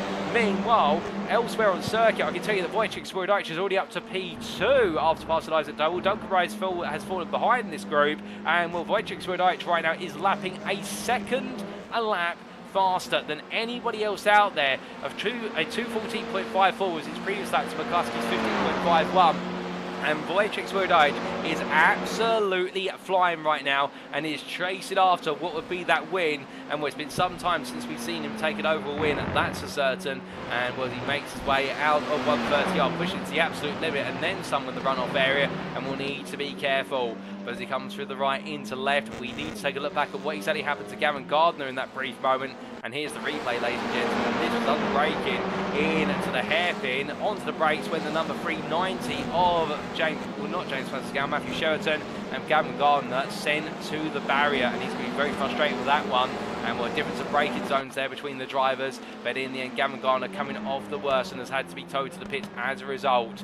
But meanwhile, as we come back to your live pictures, we're now on to lap number 6. Plenty of battling here in terms of the final spots to be guaranteed on that reverse grid, including Sam Smith fighting here with Matthew Sheraton up the inside. He goes versus the 390, and we're just in front of James Smazerscout as now Smith makes himself what is the iRacing Esports sandwich with what is 2 slices of not Matthew Sheraton, I should say, 2 slices of Aztec Racing around him. And as they make the way on through turn 5 into 6, Smith trying to pick his way through, and this would also be to try and take P5 in the prime class of a James Smazerscout. He's up to P6 in the class of a Sheraton. As they come on up the left-hander, but now we'll start to see that the Honda is the king of the corners and the braking zones, but it lacks the acceleration compared to the Elantra and the Audi, and that's exactly what Sheraton's trying to come back at here, and Smazerscout's relying on in order to be able to pull away. But as they come in towards Degner 2, well, right now these three absolutely inseparable. And Matthew Sheraton, as closely like to be as he takes, looks to the inside of the King of 10, looks from right into left here, and well, in the end has to back off. Keep in mind, of course, he is nursing some damage on the front end of that Elantra after the contact with Gavin Gardner at the hairpin on the previous lap. So Sheraton will be lacking a bit of top end speed, and that may hurt him in the long run, such as going through turn number 12, as we're seeing right now, as it will give Smith just the opportunity to be able to stabilise that gap rather than be reeled on in. As they come in towards Spook Curve, no change at the moment, and the 390 continues to move. In fact, he's going to go all in here, and the 390, and Matthew Sheraton does not waste a heartbeat when he sees a mistake from Sam Smith, and in the end will take that P12, and Smith falls back into the clutches of Jonathan Robrix now, and the Valkyrie Excite driver looking for a move, and Medal Trier also on the back of this long line of cars. As they head in towards what will be 130R, you can see everybody thinking about a potential move, but nobody wanted to go for one. Such is the pressure that they're under right now in terms of you try to make a move, you can cost yourself a huge amount of time as they head onto the brakes, where it's going to be Rob Brakes who defends. Contact there with Smith, comes barreling into the side, and well, Smith being caught unawares, and Bedell Trier will just simply glide on through and take the places as Andy Fox now goes on around. Meanwhile, I can tell you that Smith has had to come into the pits after that shunt from what was Jonathan Robrix. The two of them coming together, it's all changed, and whilst all this has been playing out, we've also had a change of overall lead as Wojciech Swirydowicz has taken the lead of Benjamin McCluskey. We'll get a replay of that shortly, but it's pandemonium in the fight for what is P13 right now. Ben Trier holds on to the position, but Andy Fox is chasing him, and Jonathan Robrix meanwhile in a wounded Honda. Well, how much further can he go as we get the replay of the race lead exchange? And this was coming down in towards turn 1. Wojciech Swirydowicz along the inside of McCluskey into the opening corner. Hard on the brakes they both went. Then Swirydowicz for that inside line, knowing that's where you want to be. And Benjamin McCluskey just not able to respond. And a lovely move there to take the lead for our championship leader. But returning to your live pictures, and what we do so with Matt Emmons here, your AM leader is currently 1.8 seconds clear of Mitchell West, and right now Emmons is being reeled back in by West by the best part per lap of what is 4 tenths lap over the last 3 laps. Although I say that, and Mitchell West immediately, oh goodness me, and that is a major error of all proportions going through Degner 1. West going all the way out to the outside, I think grazing the tyre barrier. Well, just as we're seeing his braces, the contact is Curtis Strug, and now he finds himself battling versus Marcel Fridge for P23, or what is P3 in the AM class, as Fridge made to go wide there, and Mitchell West holds on, but he's now back behind Jonathan Collins. The man can't get a break in the 101 Elantra as he just tries to chase after that win. Such is pace here around Suzuka, but he's just not being given the opportunity to settle into the race lead of the class. As he heads up towards Spook Curve, anything could happen before this race is over, that's certain, and we've seen plenty of that already today in this second race of the round. As we look back up inside the top 5, this is Mikey Doble now chasing after Isaac Doble. He's just got himself ahead of Duncan Rice, the prime leader, and Rice won't be too upset about that for the simple reason in the fact that the next driver in the prime class is Alan McCain in P7, and therefore Joseph Doble is the buffer between the two prime drivers, and that's exactly how the Goldwyn Motorsport driver would like to keep it before this race concludes. But as they head on towards the penultimate lap, we can see Isaac and Mikey here in the foreground, the two double sim racing at drivers and brothers. They might be looking to swap places here, and it's going to be Mikey looking to the inside, and as they head into turn 1, he's going from quite far back, but he will get in the end, and I would imagine that Isaac Doble is battling uphill against the weight in the car, as well as going uphill on the road right now, and Mikey Doble able to move to P3, and they'll be thinking about the bigger picture of the team's championship, making sure they can guarantee those key points, and all 3 drivers right now in the top 6, but with Joseph Doble taking a very wide exit there at turn 4, he manages to bring it back together thereabouts into 5-6, but goodness me, now he's going to open up the door for Alan McCain to take a peek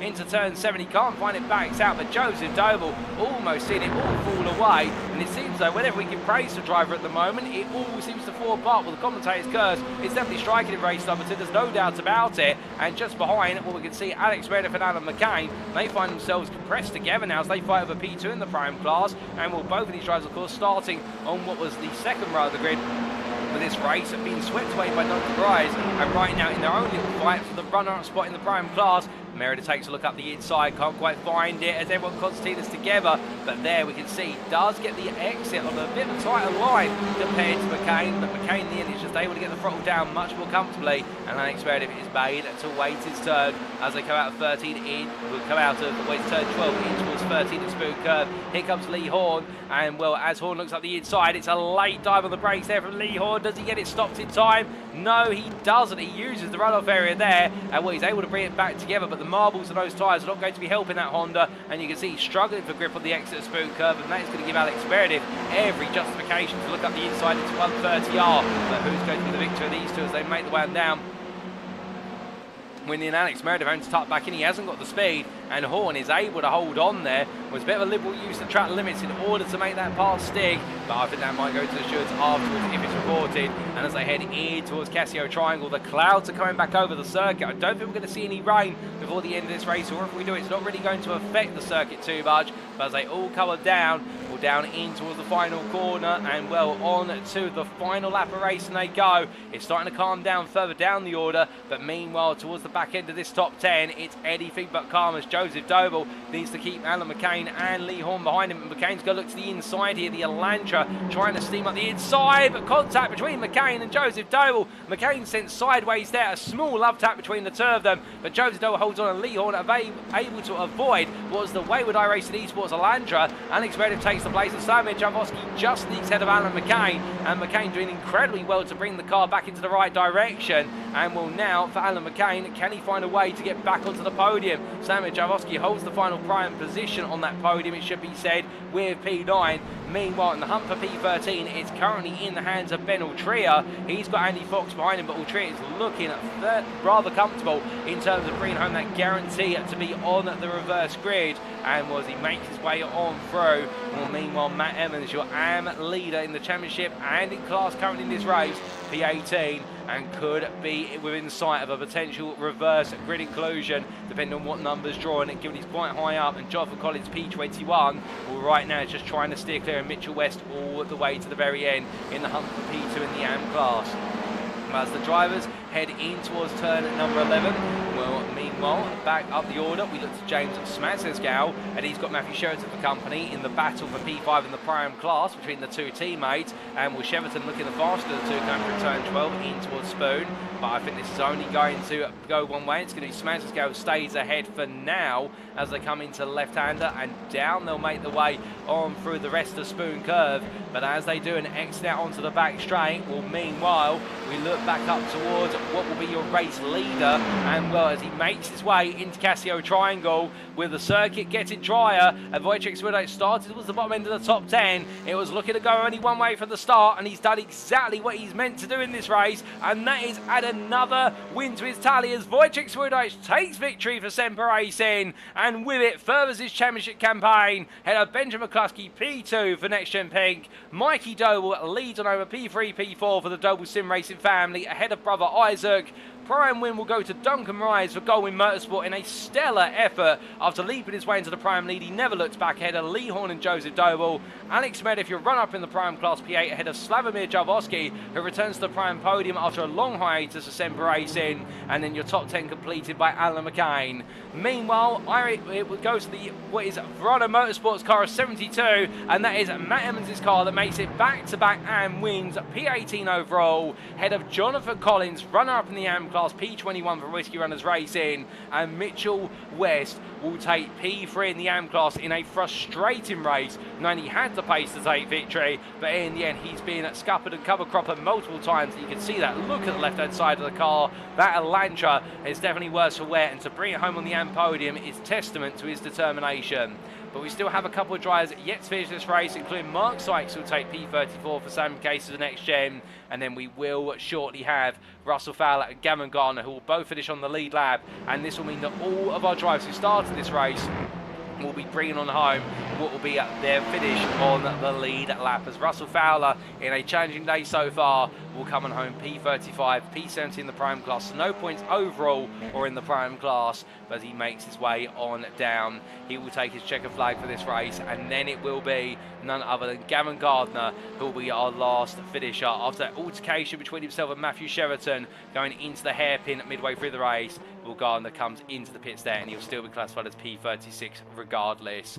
But as our drivers make the way around on their cool-down lap, Wojciech Swirydowicz absolutely, like Mark Kent says there in the YouTube chat, imperious in these dry conditions. The pace staggering, and on average a second a lap faster than the majority of the field. The only driver able to match him, Mikey Doble in the end, matching him to the nearest 10th over a couple of laps towards the end. But Wojciech Swirydowicz absolutely flying out there, and to be fair, Benjamin McCluskey, a P2 for NXTGEN Pink, doing everything he can in order to be able to keep that championship hunt alive.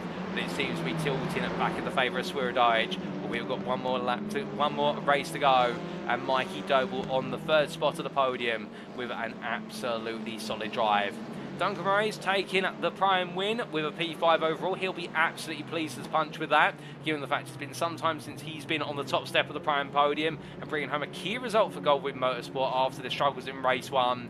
Alex Menef on the second place spot of the Prime podium, and well, another Prime podium to his name, and Slimer Jaworski wrapping up that Prime podium there. But Matt Emmons, meanwhile, in the AM class, having a phenomenal drive to what was a second victory in a row in the AM class here today at Suzuka. But he's still got one more race to go, and he would love to be inside that reverse grid and have the comfort of knowing that he may have plenty of space between himself and his rivals, and we'll have to wait to see if that's the reality or whether it's something different.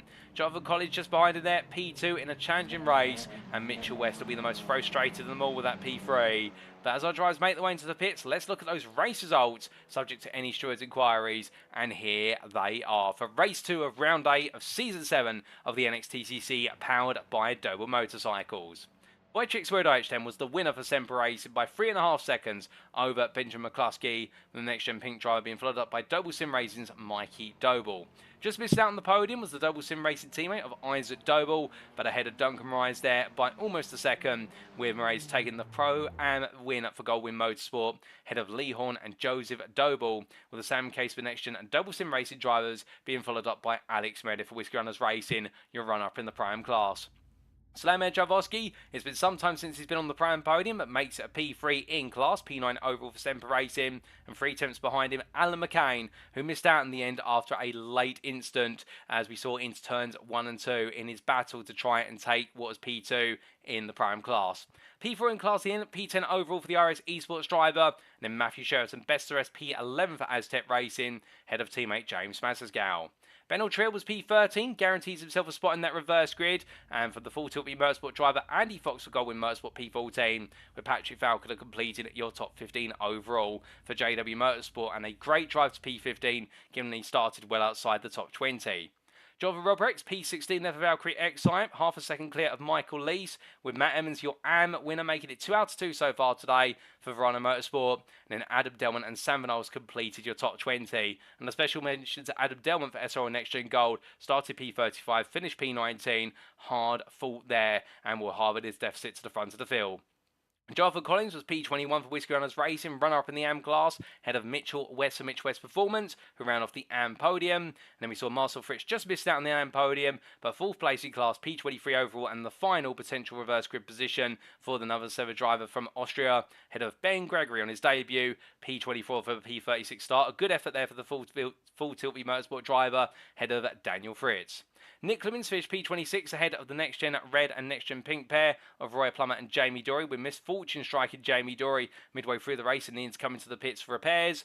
Gary Williams and Craig Tillerson completed your top 30, and it was Luke Jones, Matthew Addy, Sam Smith, Mark Sykes, Russell Fowler and Gavin Gardner who completed your finishing order. 36 starters, 36 finishers, all of them on the lead lap. That's what we love to see. And well, ladies and gentlemen, we've got one more race to come here today at Suzuka. And after an absolutely soaking wet race 1 and then a dry race number 2, who's to know what's in store for race number 3? Well, one thing we could definitely do is we can start to identify what is going to be the reverse grid position, because as we do cut to the commentary booth in short order, and in fact fact, we are going to do so now. And good evening to you all. It's always great to be here in the commentary booth when it's NXTCC day on a Tuesday. And, well, I hope you're all enjoying the racing so far. It's great to see so many of you in the respective chats, whether it's on YouTube, Facebook, or Twitch. For the uninitiated, here's the NXTGEN Racing Lottery Bowl, and what I'm going to do very shortly is close my eyes and shuffle the balls around and draw 2 out of the bowl, and whatever the numbers add up to, that's where we reverse the grid from. So without further ado, it is time for the reverse grid draw. And that is our initial shuffle, and we'll draw our first ball out of the bowl, and it is going to be the number 8, intriguingly, and well, it's rare the number 8 comes up, or at least this season, but what will be added to it? It could be a sizable reverse grid. Well, here we go. Bit of a shuffle, and now we do the draw.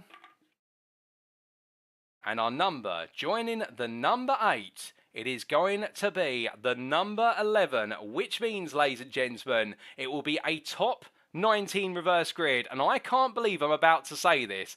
Adam Delmont has forced his way into pole position for the final race of the day. Well, I don't think he's going to believe it when he hears it, but it'll be Adam Delmont who starts on pole, with Matt Emmons joining him on the front row of the grid, and Emmons may just be getting the luck he's wanted to make it 3 wins out of 3 today. But will it play out that way in our final race of the day at Suzuka? We'll find out when we come back for that and plenty more in approximately 7 to 8 minutes' time. We will see you very shortly, ladies and gentlemen, after a word from our title sponsor, Doble Motorcycles. If you are looking to buy your next two-wheeled machine or ATV, why not consider Doble Motorcycles? Home to an expansive full range of Honda motorcycles, scooters, off-road bikes and ATVs, Doble Motorcycles is the UK's leading Honda motorcycle dealer. However, do not just take our word for it. Having won numerous awards over the years, including 3 Motorcycle News Dealer of the Year awards, and been nominated for many more, including Honda Dealer of the Year 4 times, the Doble family-run business prides itself on customer service, and it shows. Add to this the family's rich racing history through 3 generations, as currently embodied by Mikey Doble Racing, with Mikey chasing glory in the BTCC, and you can be certain that you will receive excellent customer service from lights out to checkered flag. So if you'd like to know more, check out their website today at doble.co.uk. Speaking of Mikey Doble Racing, if you'd like to support Mikey as he pushes it to the limit out on track, you can do so by following the Mikey Doble Racing Facebook page as seen on screen. Additionally, if you want to represent the 88 Army at a BTCC weekend, Mikey Doble Racing has some fantastic merchandise available just for you, as may be found either via the Mikey Doble Racing Facebook page, or alternatively in the Doble Motorcycle store at dobledirect.co.uk. Don't miss out on being a part of the 88 Army today.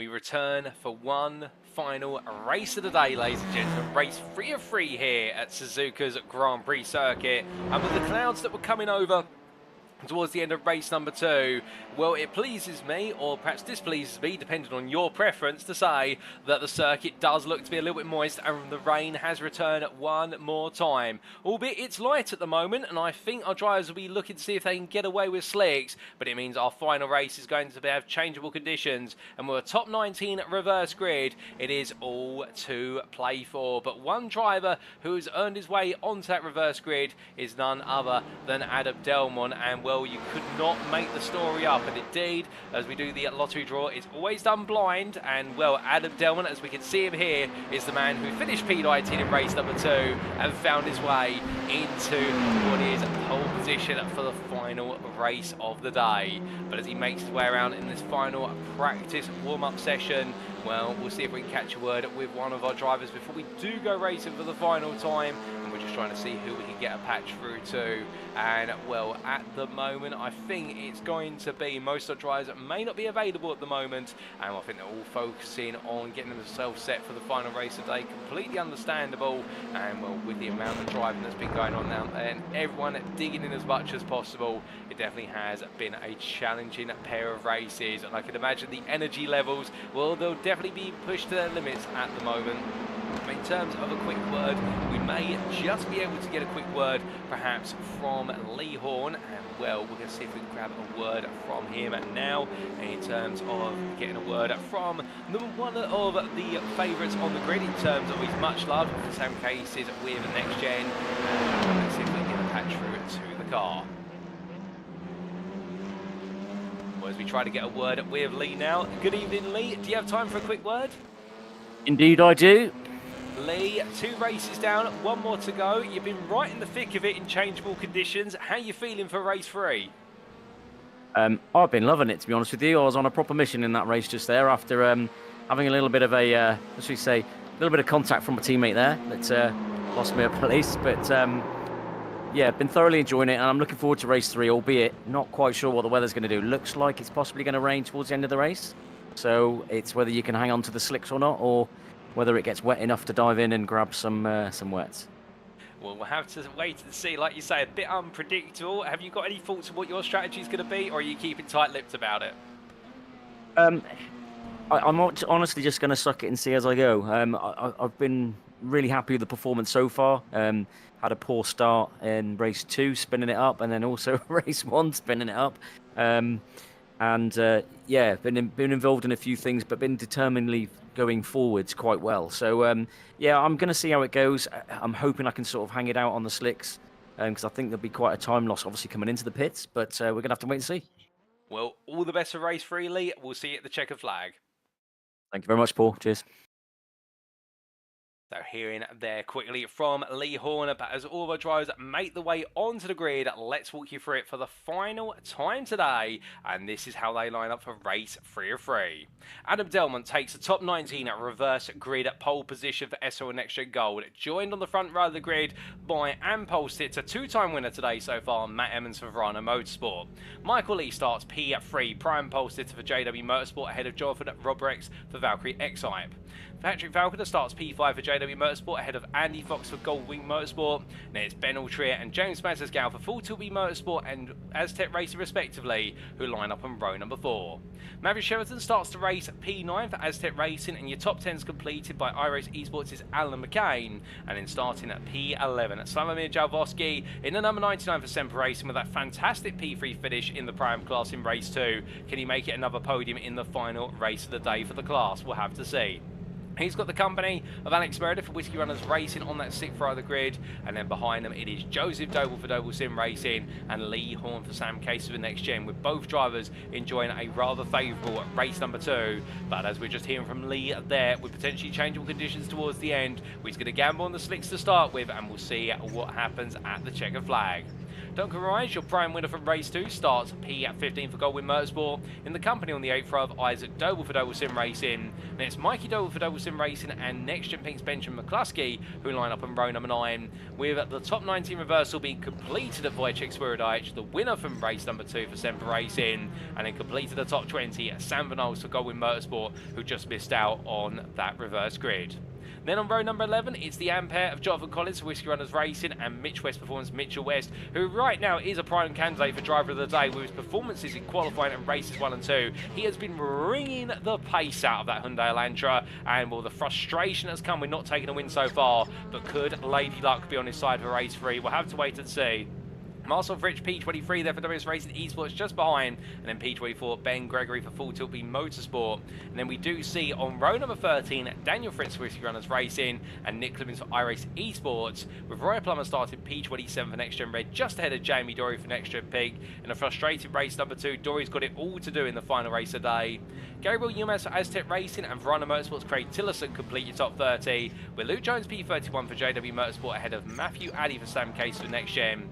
Row 17 goes to Sam Smith for iRacing Esports and Sam Case for Next Gen's Mark Sykes. And then we will see on what will be the final full row of the grid, Russell Fowler for Performance Link Esports and Gavin Gardner for Next Gen Pink. But as we look back towards the front of the field, ladies and gentlemen, everybody is in position. It's the Pro on the right of Adam Delmont, the Am on the left of Matt Emmons, and behind him, Michael Lees. But who out of the 3 will be leading come at the end of turns 1 and 2? Keep in mind, of course, that this circuit, a highly tricky one, and, well, with those changeable conditions, dark clouds hanging on over, the lights are going on, but will the rain fall in race number 3? It's time to find out, as it's going to be 1 red light, 2 red lights, 3 red lights, 4 red lights, 5 red lights.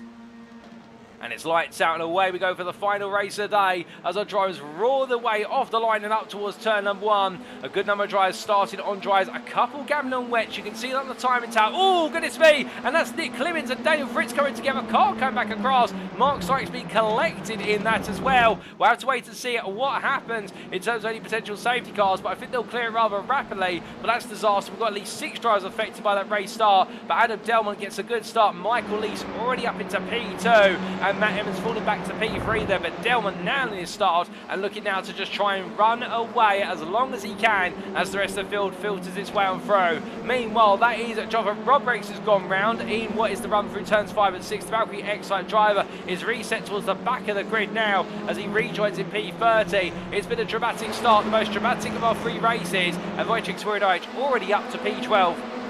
7 places gained, and the Semper Racing driver on the slicks right now absolutely picking places off left, right and centre and showing no signs of slowing down anytime soon. But as they come through the Degners, we can see there Matthew Cheverton trying to make his way on past Duncan Morais as Morais going quite slowly initially and Cheverton being boxed in. And well, another place gained by Swirydowicz. He's going away around the outside, and Swirydowicz now looking to make all the moves around the outside of the hairpin and does so up to P10. The man is absolutely merciless in taking places, and I think right now his goal will be to gain as many places before he ends up losing out. But as they make the way up through turn number 12 and lose that in terms of potential rain, of course, as they head into a spoon corner. Well, right now, Mikey Doble just watching the distance in P11 as Swirydowicz gains a place of a Ben Altria, and well, Doble's going to also squeeze his way through there and let Swirydowicz do the hard work of opening up the door for him as they come on down onto the back straight. Meanwhile, a bit further behind, Matthew Sheraton now being passed by Benjamin McCluskey. McCluskey there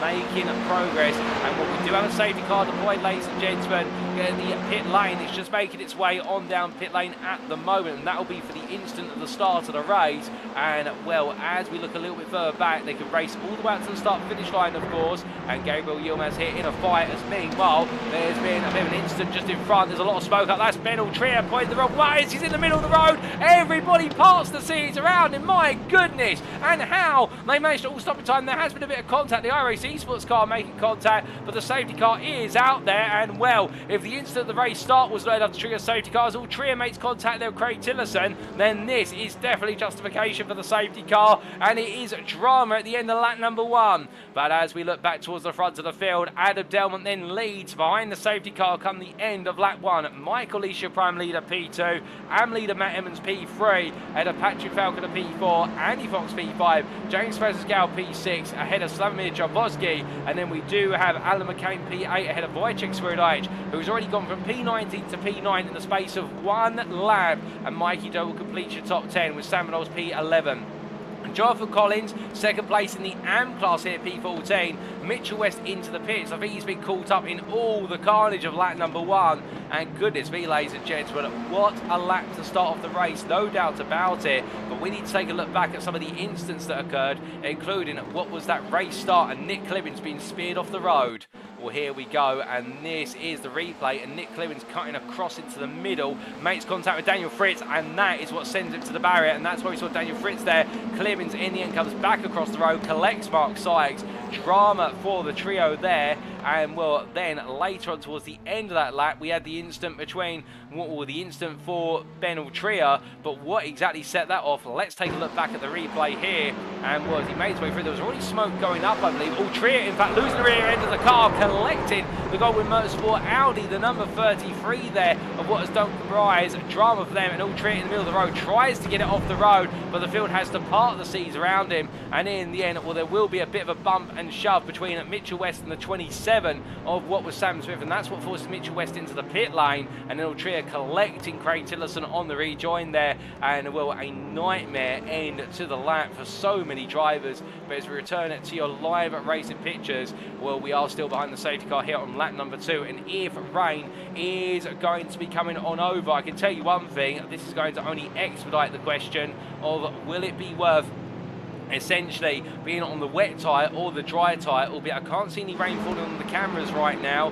And well, as we do look at Ben Gregory for Full Tilt Motorsport there, run a slightly different livery compared to what was in at race number 1, and well, has livery updated or not, Mark Kennett will surely tell us in the YouTube chat. But as they all make the way on down behind the safety car still lead the pack around. I think we're going to go to lap 3 behind the safety car, as the majority of the field has now repaired their cars, but they've got to get themselves back onto the pack, or relatively close to the pack. I think we'll have one more lap behind the safety car, and then we will resume at the race on lap 4. At least that's going to be my best guesstimate as to what happens. But goodness me, an absolutely terrifying open lap for so many drivers, but thankfully everyone's still in this race, albeit Nick Clemens at the back of the field and trying to play catch up here for iRacing Esports, albeit he's going to have plenty of time to do so. It's a long lap around here, and well, this is going to extend the race. It won't put us in range of 30 minutes and curtailing the lap. Jamie Dory into the pits, up on the jacks there. So Dory coming in on wet tyres initially.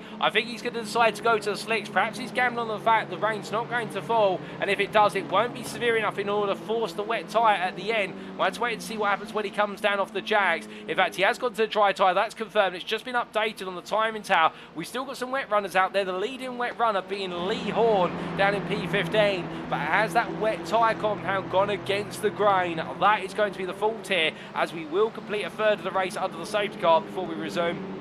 But when we do, we'll add Delman right now, of course, following the NXTCC safety car, the Porsche Cayman at 718 GT4, as they make the way on down, being driven by our own equivalent of Burt Mylander of Gaz Williams, as they make the way around. And Gaz, of course, giving up his time tirelessly week in and week out to be our safety car driver at the helm of our race director. And Adam Delman right now, well, he'll be itching to go racing, and he'll want to get some temperature into those tyres, because keep in mind, of course, the longer they spend behind the safety car, the less tyre temperature they will have. And with any rain falls for a runner on the slick tyre and they've got no tyre temperature, that will prove to be absolute bedlam, and it will be a game of tiptoes at that point.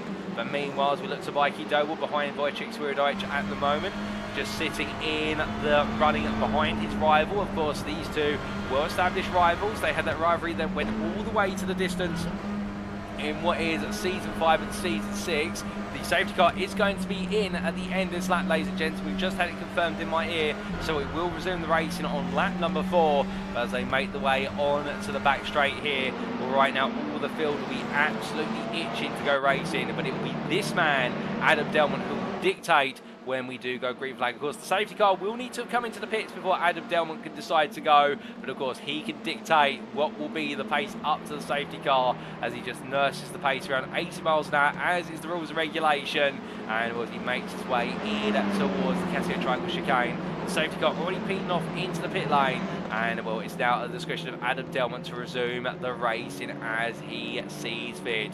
But he makes his way out the final couple corners. He goes, and he goes late. We are back racing once again, ladies and gentlemen. The safety car is in. We're on to lap number 4 of race number 3 of today. And as they make the way on down, well, there you can see Delmont nails the restart, and James Mazesgal looking to try and pounce versus Andy Fox as they come down in towards turn number 1. But will it be Fox or will it be Spazgal who leads this battle? Well, it is going to be Andy Fox who in the end holds on to P5 as the Prime Pack all filters in behind, and as they make the way through the right and in towards the left. Keep an eye, of course, no overtakes permitted until they've crossed the start-finish line. Well, the whole field's on through now, and as they make the way on around, Spencer's Gal tucked in tight, but Simon Javoski and Alan McCain also there with them as Sam and Olsen at the back of this pack with a little bit of a gap to Benjamin McCluskey, and well, the fighting now really kicks off between Swirydowicz and Mikey Doble as they come through the right into left and turns. What is 6 and 7 Swirydowicz right now, knowing that he just needs to bring some points home here, and he will further his championship advantage going into the penultimate round of the season. He won't seal the deal today, given the results and how they've gone, I don't think, but he'll just need to literally turn up and bring the car home for a race and get some points, and that will be enough at Brands Hatch in a week's time as Doble goes around the outside there. A lovely move in through Degner 2, but Swirydowicz knowing that he can come back immediately. Oh my goodness, and there the concertina effect between what was Alan McCain and then Mikey Doble, and Swirydowicz moving to the inside, being aware of what was to come and doing a fantastic job of taking evasive action, but will lose that in the drag race through turn number 12, and of course carrying all that success ballast in the car, and that's only going to hamper him. Meanwhile, further back here in the AM class, we can see Marcel Fritsch enjoying a great little battle in the fight for P3 in the AM class between himself and Gabriel Yilmaz. Yilmaz trying to come back at him here into Spoon Curve, but he can't quite find it at the moment. Lee Horn and Russell Fowler tucked in behind.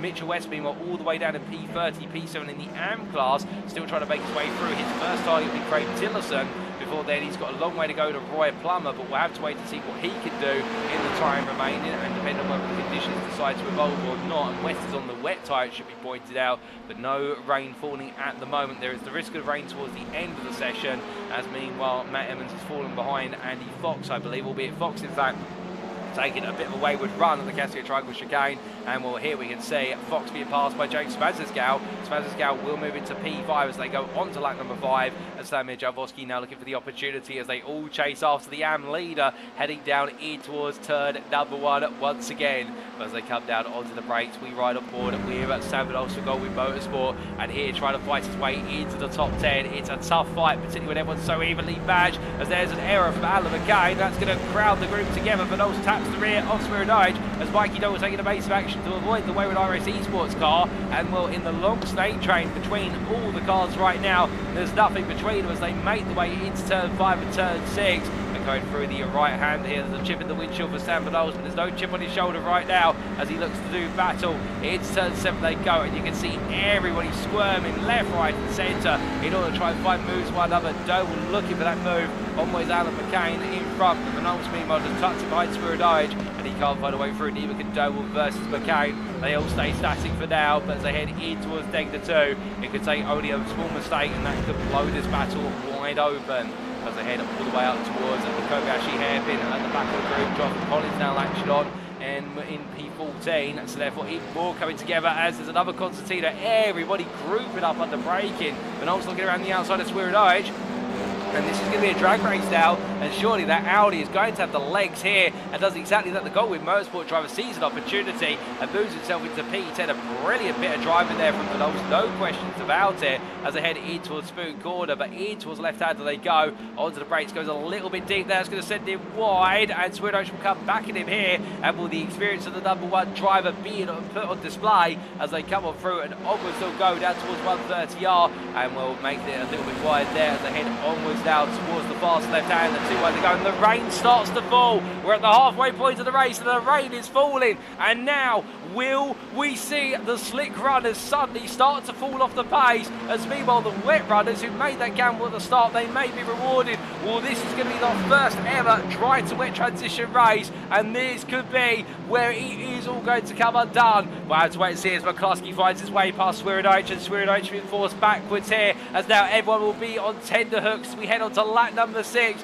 We've got 4 laps to go, and as our drivers make the way across the start-finish straight, where it's all now going to be about trying to survive if you're a slick runner, and the wet runners will try to push on as much as they can. But heading down in towards the opening corner, Isaac Doble looking up the inside there at Jonathan Collins. The leading wet runner is Lee Horn, it should be pointed out, and here's the one we will be watching with the greatest interest of all of them, with Joseph Doble not too far behind. And of course, this is where drivers like Mitchell West could suddenly spring the way through, as West looks up the inside there of Craig Tillerson to take P29. He's got a long way to go, however, and then Emmons is up in P8. But of course, the thing for our slick runners is in the fact that they now need to run as quickly as they can, because the rain falling will strip the temperature out of the tyre, and that will mean they'll start to understeer more. They won't be able to grip up, and there will come a crossover point where they will not be able to maintain any pace out there, and the wet becomes the optimum tyre. Andy Fox still holding off Alan McCann and Slamir Javosky for now as they fight for P3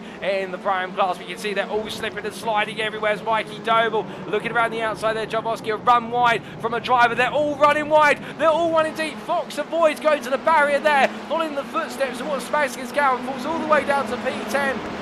And as they make the way in towards turn number 11, this is only going to get worse and worse. As up the inside goes Swirydowicz, diving to the inside there. And right now, everybody just trying to find some tyre temperature out there on the dry compound as they make the way onwards towards Spoon Corner. And well, how they avoided it all going wrong at Degner 2, that's testament to our driver's ability. Oh no! And Emmons is round! Matt Emmons goes round at turn 12. I can't believe it! Now, was he aided on his way? Alternative was that of his own volition. We'll get a replay to explain shortly, but that will open things up in the AM class, there's no doubt about it, and we'll have to wait and see what comes next in the tail, in the fact that that will release Jonathan Collins into lead to the AM class. It's all kicking off here at Suzuka in race number 3, and we have a replay as to what exactly happened to Matt Emmons. Here it is. It's a quick replay as he made his way in towards, well, this was into Spoon Corner. This is after the damage was done. What about Ernie? Well, here we go. And in the end, that is the aftermath. We don't quite see what happens to begin the incident, but I believe that might have been just an error of his own volition. But we've got to come back to live racing action, ladies and gentlemen, because everybody right now is chopping and changing. None of our leaders are coming into the pits as of yet, as Russell Fowler being passed by Lee Horn, and goodness me, right now as Delmont, Lee Spencer's Gal, Falconer, Doble, McCluskey, they're all coming in, they're all swapping tyres here, and goodness, completely turned the order upside down. And given the fact that as I try to make the way through, well, the driver who gambled on starting on the wet is Lee Horn. He makes his way down the start-finish straight as Javosky, McCain and Swirydowicz stay on the dry compound, but Lee Horn is the man to watch with Joseph Doble right behind. On top of that as well, we've got places being made. You've got your new AM leader in the form of Mitchell West. The gamble was worth it, and Lady Luck takes a turn for the Mitchell West performance driver. He's up to P13, and now all he's got to do is bring this home and not make any mistakes. My goodness, with 3 laps to go, the wet tyre is the tyre to be on, and meanwhile everyone who's in the pit lane going for that change of compound, they're going to fall so far down the order. And can our slick shod runners who are staying out stay on any longer? That is the question. It is absolute siege here at Suzuka. Mark Kent putting it absolutely succinctly, and Lee Horn picking off places left, right and centre, picks off Swirydowicz, he picks off Alan McCain, and as he makes his way in towards Degner 1, he's only got one more driver to pick off, and this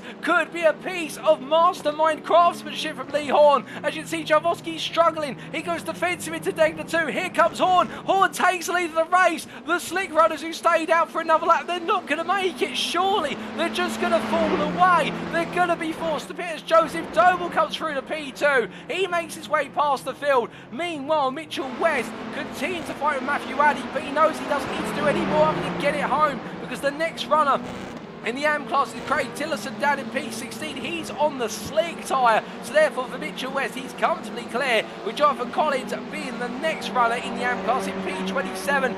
West has made an absolutely brilliant gamble out of this, and well, to be fair, after the incident on the open lap, he had nothing to lose by staying on the wet tyre, and he's done it exactly right, and all the pain and hardship is coming through. Alex Meredith as well, picking his way up into P4, up the inside of Swirydowicz, and well, right now the number 19 driver is chased after Javosky to take the prime lead if he can. Beneltree is right behind him, however, and the full Tilby Motorsport driver with that gamble to start on the wet. The same for Ben Gregory, just a little bit further behind. Could fall for Tilby Motorsport, make it a double world prime podium. As I'm losing my words, I'm losing my voice here. And here comes Meredith looking up the inside to 130R and does exactly what he needs to do to move into the prime lead. Beneltria follows through as well. Jaworski's just got no fight left him anymore as they head in towards Casio Triangle. And as they come on down, Ben Gregory comes on through on the inside. Full Tilty Motorsport are going all in here to try and make it a 1-2 in the prime class. But can they do it as they make the way on down? They go into the penultimate lap of racing. Jaworski fully invests. He's got to at this point. If he comes into the pits to the bit's defeat, he'll put it to the back of the field. He's not going to give in. There's a retirement for Matt Emmons after that shunt to the barrier at turn 12. That's unfortunate, I can tell you that, and that's heartbreak for Rhino Motorsports driver who was looking to make it 3 wins out of 3, and he'll have to take 2 wins out of 3 today. But as Jaworski right now tries to hold on, he's literally all over the place. Meanwhile, that's a run wide for Gavin Gardner, who's on the wet tyre but just pushes his grip a little bit too far. But West comes on through. West now up to P8 behind Gavin Gardner here, and Mitchell West I think could take 1 or 2 more places before this race is over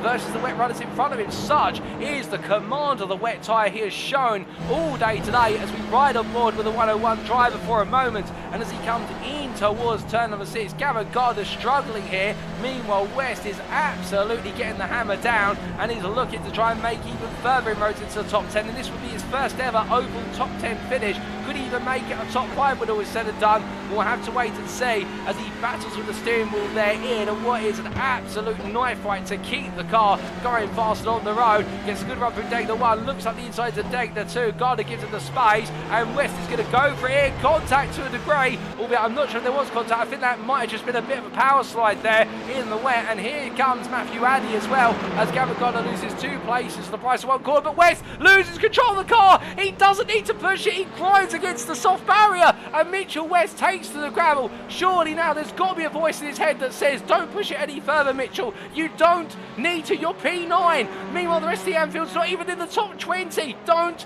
throw away what is a guaranteed M-Class win. But as he tries to bring it back together, well, he'll be in P9, but right now surely he's got to show some restraint all the way to the end. He's got to go against his inner racing driver, put the demon away and just get the car home. Meanwhile, further on down the order, Russell Fowler chasing after Jonathan Collins, and well, they're battling for P24, but Collins right now will be P2 in the M class. Either way this battle goes as they make the way through Degner 1 into 2 with what is their Seminoles just 2.5 seconds up the road from them. Meanwhile, I can tell you that behind them there's no real further battles of note this time, albeit Mark Sykes is getting closer to Marcel Fritsch and Gabriel Yilmaz is chasing down Roy Plummer, who's trying to hold on to the final spot of the AM podium is Plummer as he goes a bit deep there into Degner 2, but as they come on through and up towards what will be the hairpin once again, well, the leaders are already on to the final lap of this race, and Lee Horn right now is in a one-on-one with Joseph Doble in the wet here at Suzuka. They both opted to start on the wet. It was a gamble that was well rewarded and they're looking to go the distance. Meanwhile, in the battle for the prime leader, the final spot on the overall podium, it's Alex Meredith who defends.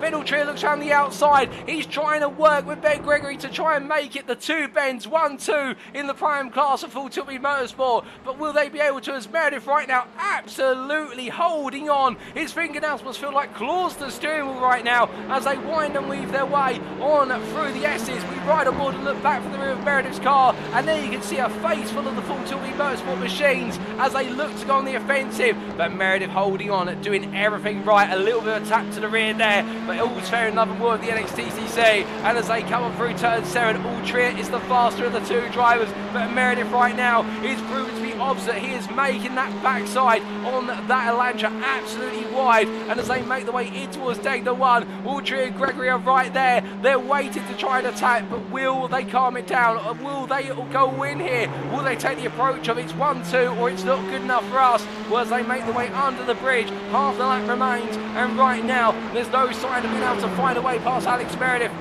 who looks to try and make it victory in the final race and looks to try and get another victory into his trophy cabinet. Altria pushing him every step of the way, and meanwhile at the front of the field, Lee Horn, who was half a second clear on the exit of the hairpin, he's had a poor run coming through 12 in towards 13, and Joseph Doble is looking to try and get his nose alongside, but he can't find it at the moment.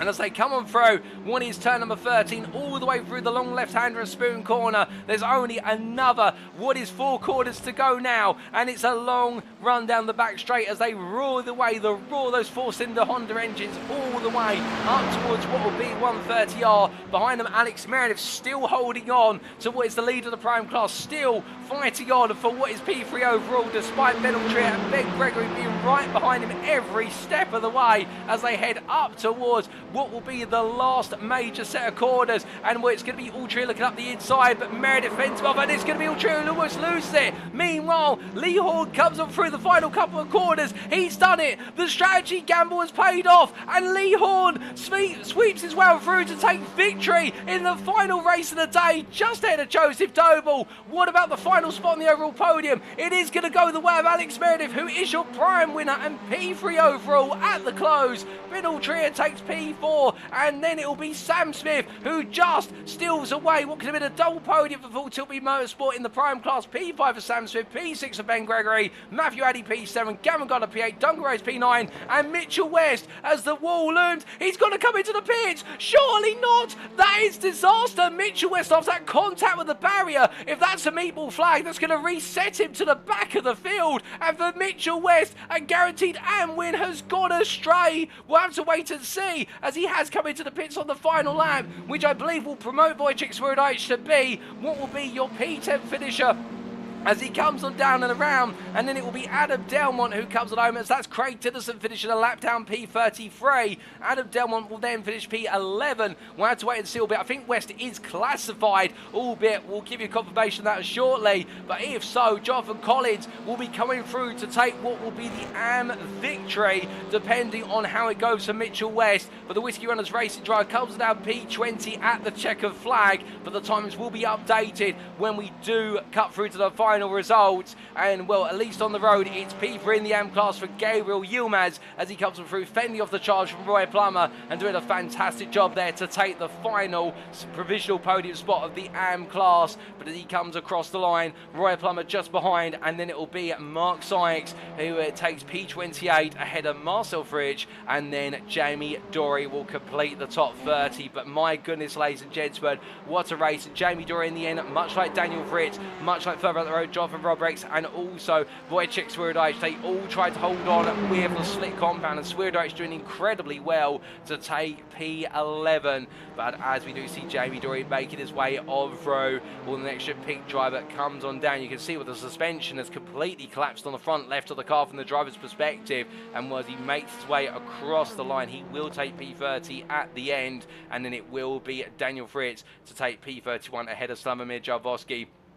But meanwhile, as we do look to Lee Horn there, what a strategic gamble with Joseph Doble in the end, following through to start on that wet tyre. And will Lee Horn being the man who's taken the first ever victory in a dry to wet race, with the transition there being right at the middle of the race, no doubt about it. Indeed, a story that could not be made up.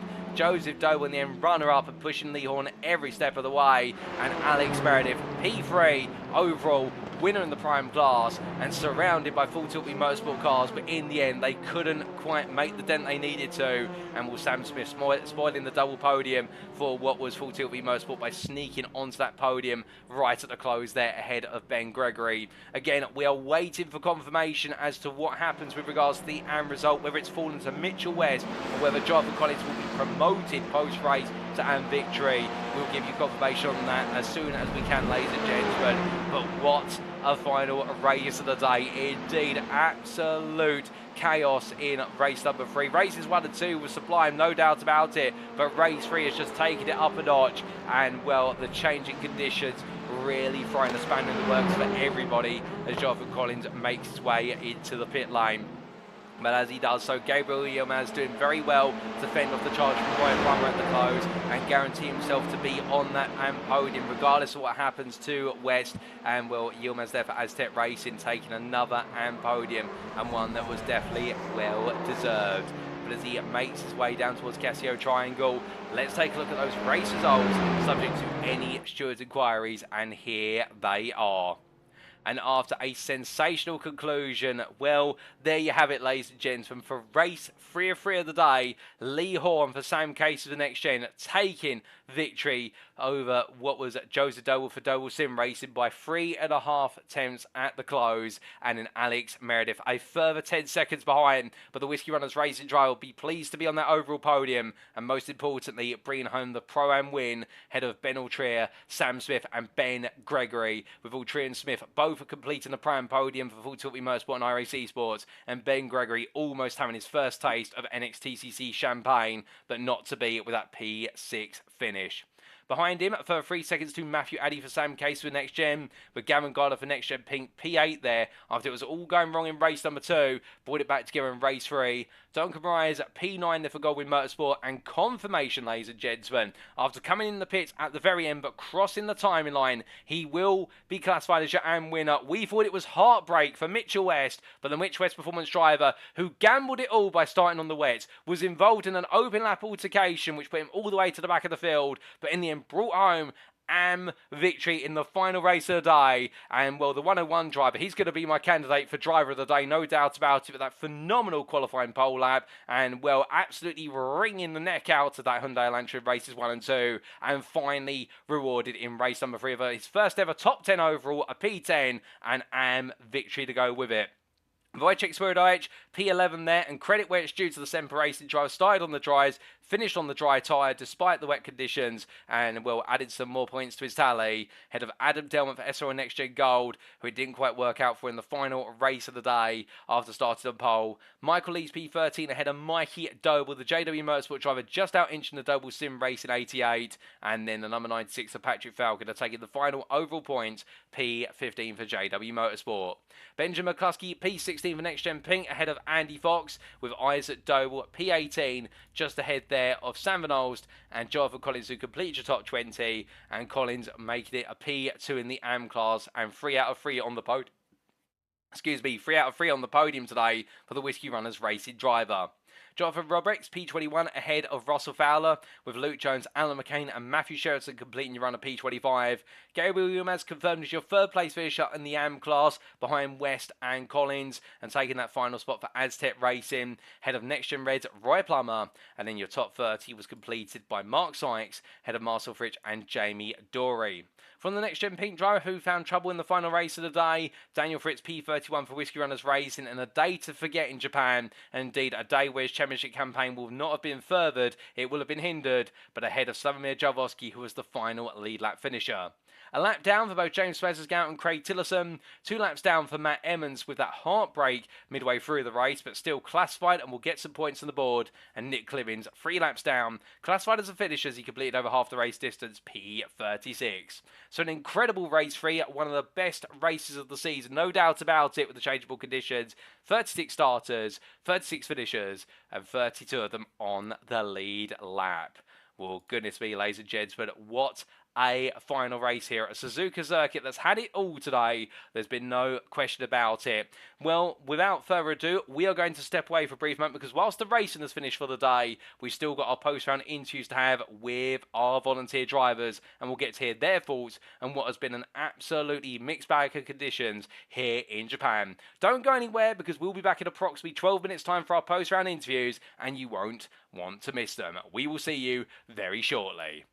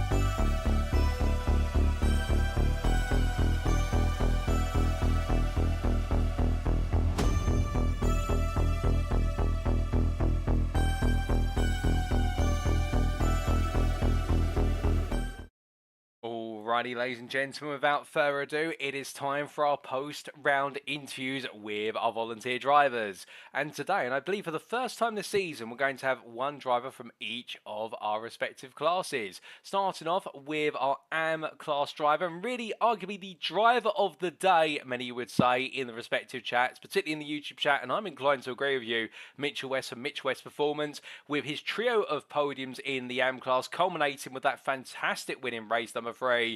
And let's not forget that pole lap as well in class in what was qualifying. We'll then be hearing from Lee Horn for Sam Casey of the NXTGEN, the pro class driver who made the huge strategic gamble in race 3, and it paid off by starting on the wets. And now we're hearing from double prime winner for today, Whiskey Runners Racing, Alex Meredith, who made it 3 podiums on the bounce, also pole position, and almost made it the perfect result. But joining me now in the interview is none other than Mitchell West. Good evening to you, Mitchell, and well, what a day for yourself today. I mean, you went the hard way about it in finding an AM win in the end, but being one of our drivers of the day, if not our driver of the day, you found it in the end, and along the way as well, picked up 2 podiums to go with it. How was Suzuka for you? That was cool. I really wasn't expecting the day to start off so well because my lap pace is not there. You know, I don't drive the fastest of everyone. I like to think that I just slow it down a bit and take my time and you know, just cruise into it. But yeah, to put that time in quali when it went through T3, I couldn't believe it. I actually messed up the rest of my quali because I was killing myself. I couldn't. Yeah, it was awesome. It was so much fun. And then through the races, I knew something was going to happen. I just knew it. So to get through the first 2 pretty well unscathed, and then just yeah, I'm still wired after that. That was gross. Oh, you definitely sound it. I can hear you absolutely buzzing it in your voice. And let's talk a little bit about that qualifying session. I mean, the P3 in itself, midway through the session, and like you say, really then compromised the rest of your qualifying session because you were so ecstatic. I mean, what do you think it is that just enabled you to put such a strong lap in? Is it the fact that you just seem very comfortable in these changing conditions? Because in that Elantra, you look absolutely hooked up when the circuit has a high level of wetness. I think I managed to do a bit more practice this week than I normally do. And that clearly paid off. And I made not a conscious decision, but I made the decision to set up a practice AI race with forecasted weather, and it just so happened to rain. So I got a lot of practice laps in the rain, and I think that made a massive difference going into quali, just having that already in the back pocket of, you know, knowing what to expect and knowing how to hit each turn and knowing where the puddles are going to lie on each curb. I think it really paid off. Well, without a doubt, that practice definitely made perfect in qualifying and starting your highest ever grid position going into race 1 P14. That's where the success of qualifying, it started you off well in race 1, but you definitely found yourself, both in race 1 and 2, but let's talk about the first one, having to battle against the elements. By the end of the first few corners, you've been pushed onto the gravel. Yeah, it was a bit of a racing incident, to be honest. Not really any blame there. We just got caught up in a big train of cars, and they checked up in front. I checked up. I think it was Sam behind me. He didn't check up as much. He got on the brakes, but just not quite enough, and yeah, just pushed me wide. And I thought I'd do the right thing and just sit there and wait for the whole field to come past. Purely because of that quali lap, I thought, you know, I might be all right here, and yeah, I ended up driving away through the pack more than I expected, but yeah, we got back up there. Oh, 100%, and in the end, fighting hard for a P2 finish in the AM class and making your way past Jonathan Collins at the close. I mean, there's so many of you in the AM class battling for the AM title at the moment. It's one of the closest contested classes we've ever seen in the NXTCC. I mean, it must have given you a big smile. Even though Matt Emmons was quite some way up the road to take the victory, you still managed to get back to P2 and doing it the hard way, no less. Well, we actually had a really good battle with Matt in race 1, like towards the end. But before those last couple of laps, when he drove away, the 3 of us had a really good race. And I was super appreciative of how close these guys can race without taking it out. You know, you're bumping, you're pushing each other. It's these two out in front with me were just awesome today. That was so cool. Oh, that's that. Thank you for reminding us. Yes, it was in race 1 where the three of you finished within half a second of each other at the checker flag, P23 through to what was P25. And then going into race number 2, I mean, it was much the same, albeit by the end of the race, it looked as though the entire left-hand side of your car needed replacing because it had some huge dents and scrapes in it. I mean, it looked as though it was an elbows out race number 2. Honestly, tonight's been such a blur. I don't really remember much of race 2. It just sits there in the middle of it happened and I made the podium again. And I don't really remember it at all. That's I absolutely couldn't fair. even tell you who hit me. Well, let's come from a race you perhaps don't remember as much of to a race that you're definitely going to remember for a long time. Race 3. I mean, we're looking back at the replay footage right now, and race 3 started off with near heartbreak in the fact that come the end of lap 1, a massive incident into the Casio Triangle chicane, you've checked up, you get tapped on the rear, you've got to come into the pits, but there's a safety car, there's rain looming, and a set of wet tyres go on the car. Oh yeah, so I thought I had a reasonably good start. I was just keeping my nose clean, and yeah, once I got rear-ended, I was like, oh, I'll go on pit. And to be honest, when I got into the pits, I absolutely ruined my pit stop. I was pressing buttons, and I was just so frustrated that I checked tires, and then I unchecked tires, and then I checked tires, and I think I ended up changing 2. And then I got back out. I wrote my race off. I honestly, I thought I was gone. The safety car was there, but I was still, 30 seconds off the field, and I thought the safety car's coming in that first lap. I honestly thought so, and I thought I'll just cruise around at the back because I was on wet tires, and I thought that's just race over. We'll just hope for the best. And finally, surprisingly enough, the safety car stayed out for that next lap and allowed me to catch up. And I saw a dribble of water on the windscreen. I think it was after that first lap. I thought, oh, it's coming. It might work here. And yeah, sure enough, it poured down rain, and that was just, it was on from there. And yeah, I was so shattered when I put it in the fence. I honestly, it was heartbreaking. I was screaming. I was yeah, but for it to count and to I still can't talk properly. I'm sorry.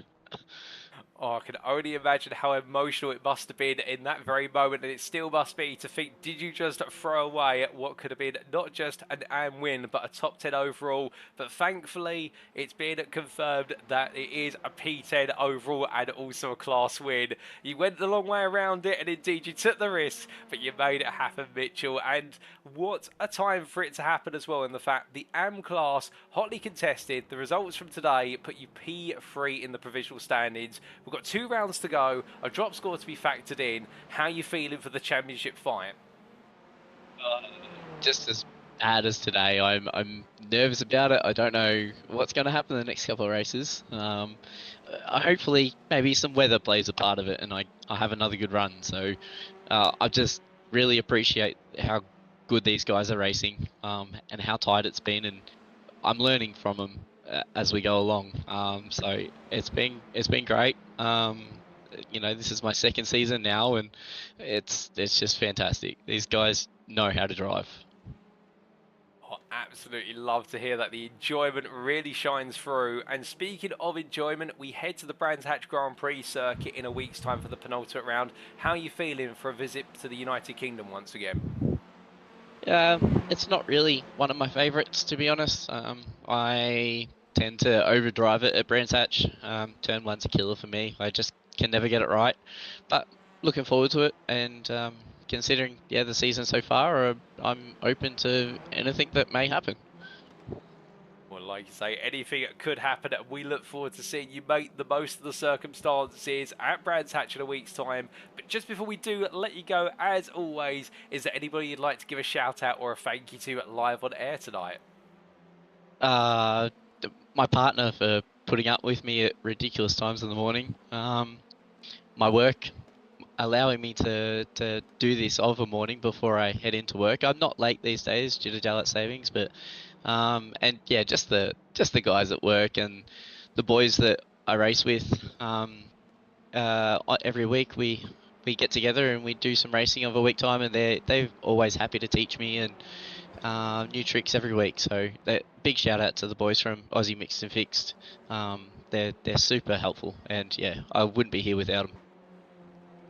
Mitchell, that's absolutely great to hear, and you definitely showed us a few tricks today, no doubt about it. Congratulations once again on your triplet of AM class podiums, and that absolutely not just sensational race number 3 in the top 10 that came with the AM victory, but also that phenomenal pole lap in qualifying. I mean, we couldn't have asked for better, and I think I'm very pleased to say that many would agree you have been our driver of the day, and we look forward to plenty more in a week's time. Thanks, Paul. I look forward to it. All the best. So hearing there from Mitchell West, the Mitch West performance driver, I mean, you could hear the emotions in his voice. I don't think he can quite believe how it's played out today. And those emotions, a combination of frustration, joy, and then a return to absolute ecstasy with that final race. And you have to feel for him in the fact that in qualifying with a P3 early on provisionally, and in the end having to settle for a P14, but openly admitting the fact he saw himself P3 overall, and we've never seen an AM that high in a provisional session for such a significant period of time. And then to find himself in the end so high up, clear of his rivals, and all down to the practice he put in terms of practicing in wet conditions. Well, it paid off, but race number 1, it all went in the wrong direction, albeit for our enjoyment, as we got to see Mitchell charge his way back into the lead AM fight, and well, that three-way fight between himself, Matt Emmons, and Jonathan Collins, it would go the way of Matt Emmons in the end, but the trio separated by less than half a second, and Mitchell finishing P2.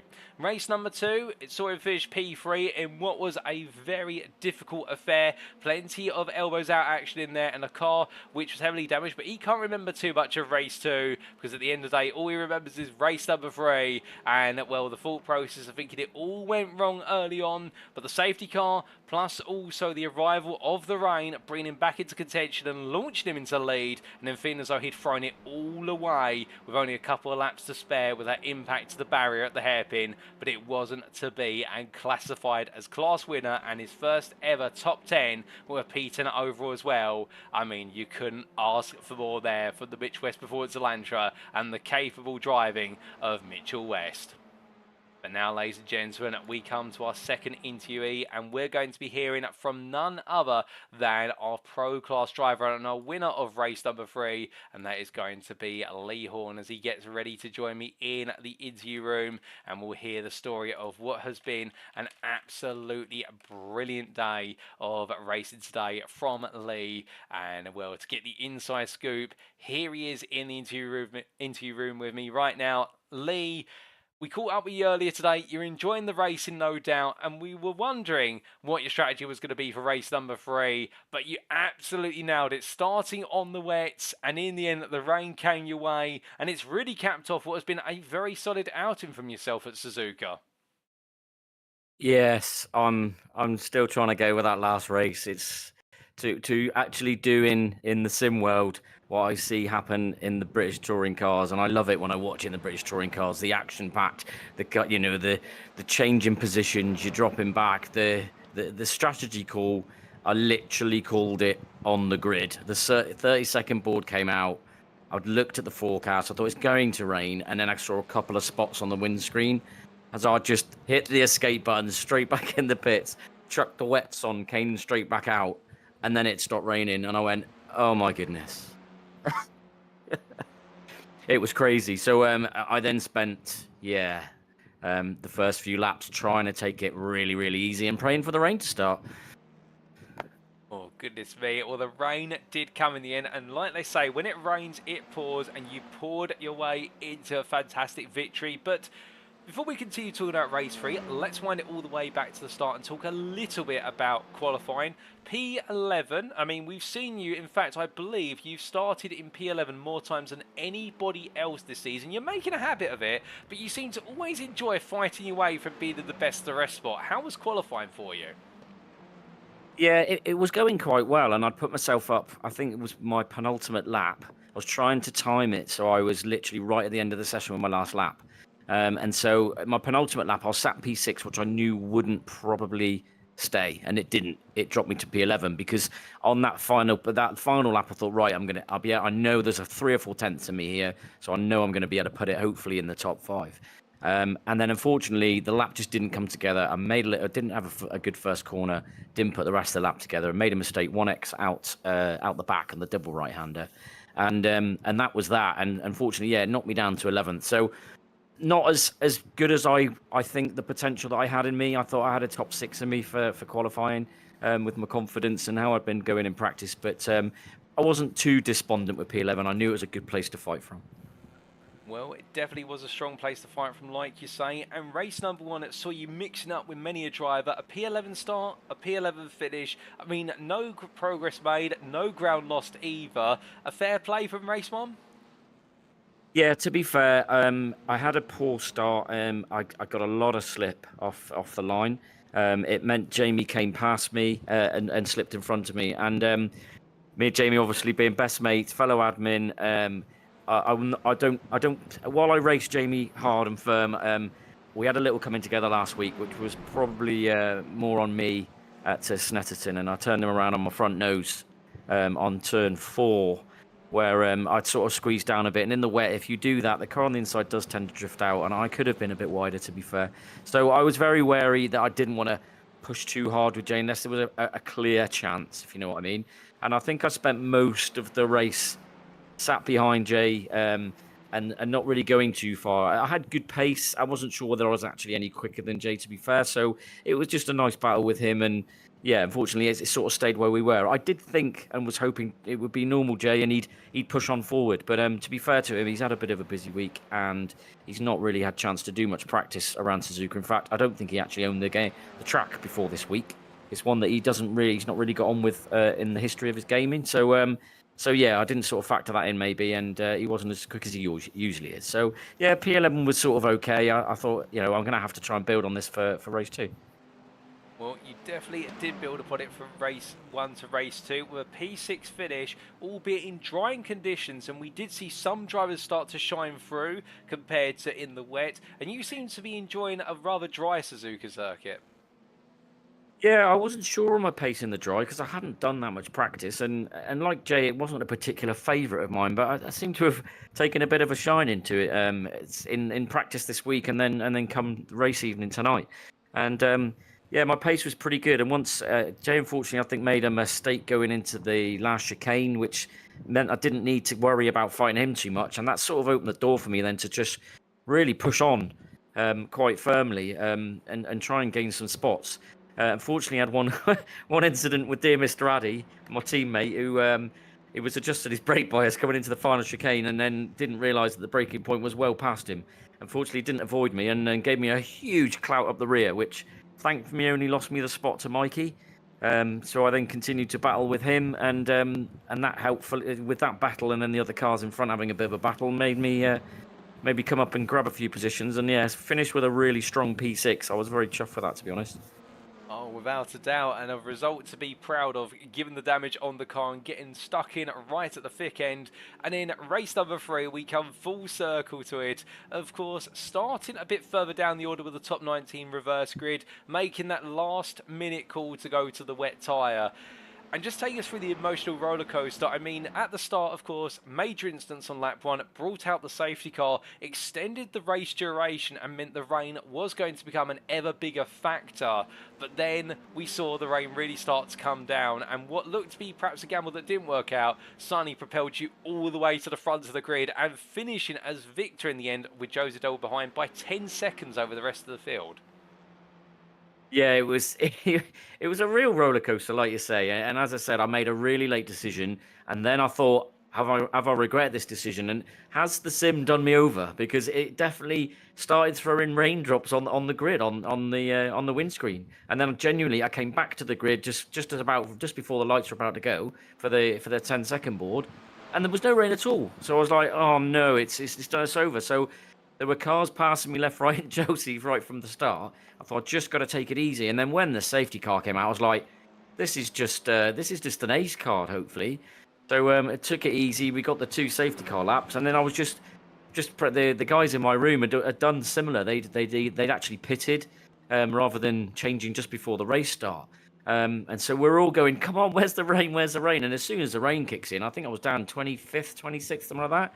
I thought, right, let's try and cool the tyres down a bit, because thankfully I hadn't really sort of worn them down. They were just getting to that overheat point, because by the time I'd finished the race, they were only 85 and 86% worn on the fronts. So it just meant that you had to drive them really carefully not to overheat and wear them down. So as soon as they cooled down in the rain, I just started finding that the nice bit of damp and wet grip.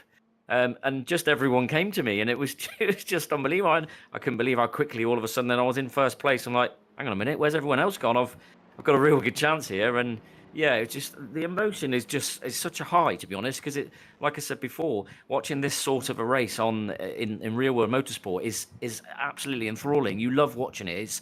It's so exciting, and to actually be that focal point in one of those races, for me to actually do that for the first time. It's also my first win this season, and probably only my 2nd or 3rd overall in 7 seasons, maybe. I don't think I've had that many.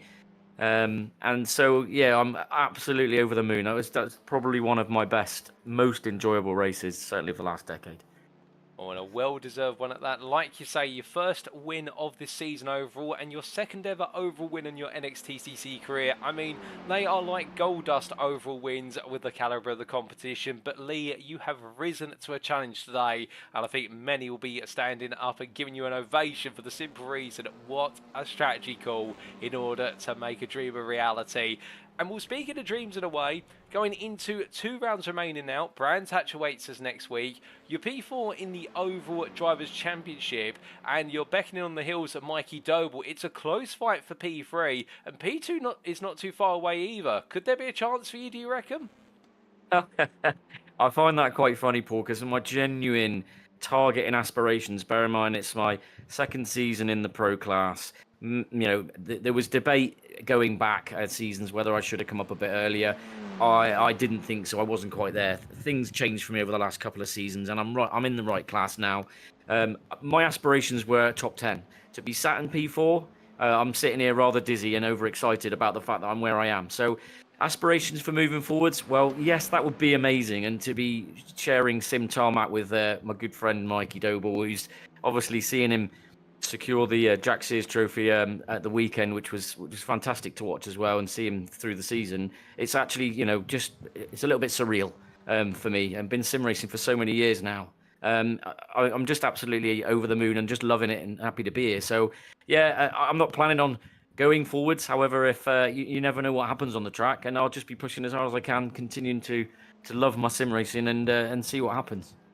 Well, we look forward to seeing plenty more from you in a week's time. Speaking of which, we return to the United Kingdom for the Brands Hatch Grand Prix circuit. How are you feeling for a visit to the Garden of England? Well, I do like Brands, and carrying this high of confidence at the moment that and the performances that I've been able to put in, especially since the rain's come in as well. I can't quite understand how well I've adapted to rain when I've never really been a rain sim racer anyway. But so yeah, I'm really excited, looking forward to it. I do like and know Brands really well, so hopefully I'll be getting a good few more points, and we'll see where it leads to. Well, we look forward to seeing what you can do at Brands Hatch. But just before we do let you go, Lee, is there anybody you'd like to give a shout out or a thank you to live on the broadcast tonight? Yeah, I'll thank my family and my missus for putting up with me coming out into my sim room and doing my racing and chatting and all about it when they've actually got no interest in it whatsoever, albeit they say well done, but I don't think they really mean it anyway. But thanks obviously to go out to all the guys that I work with, and Jamie and Mark and Gaz and Benji and the rest of the team, Matt, that all work behind the scenes to keep things going. It's not easy at times. There's lots to do.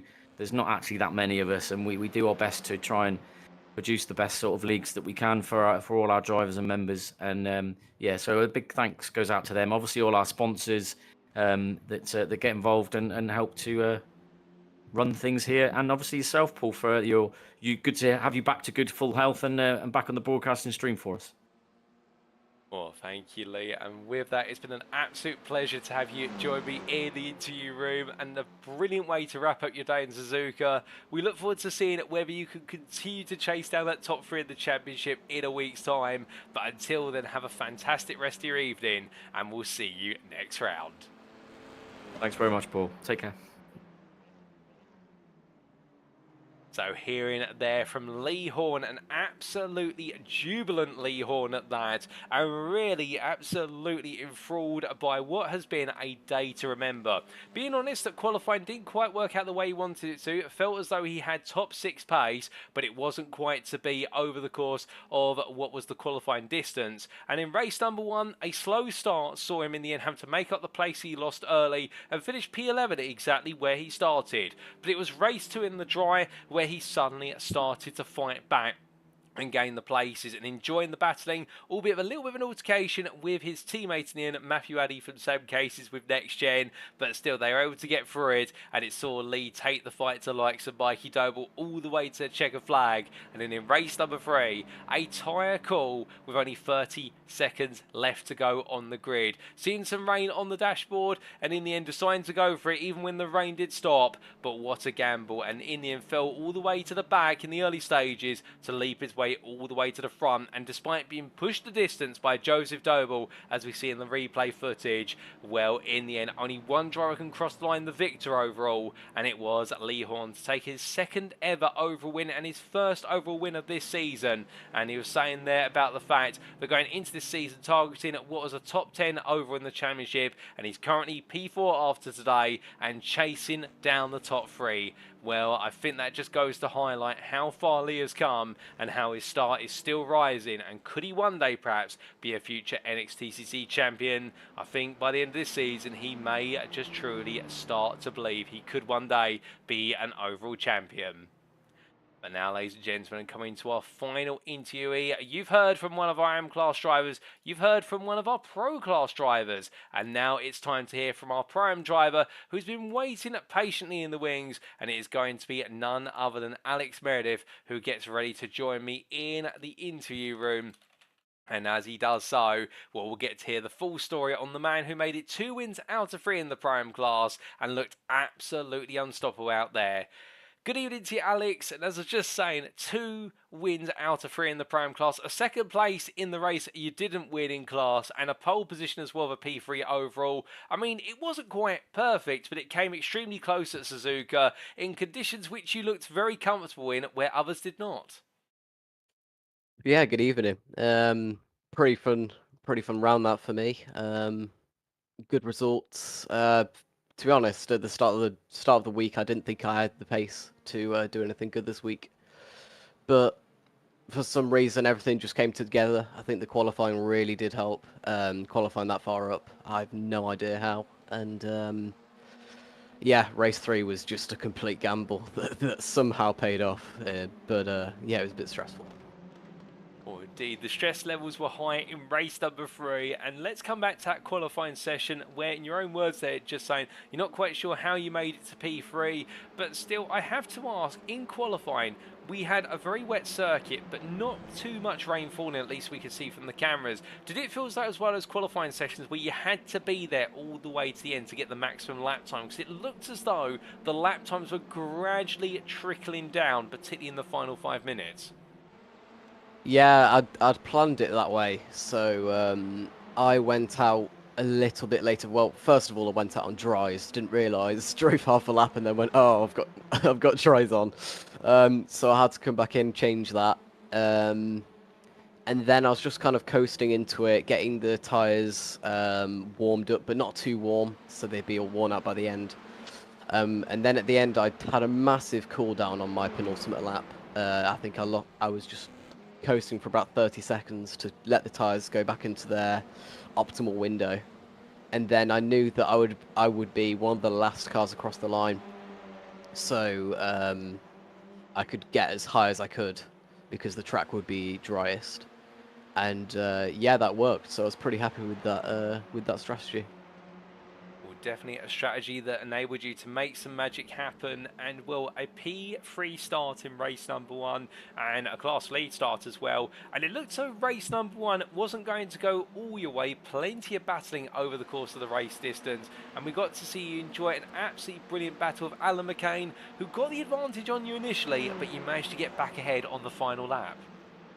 Yeah, that was such an enjoyable battle. It was the top for me, Isaac, Benji, and obviously Alan.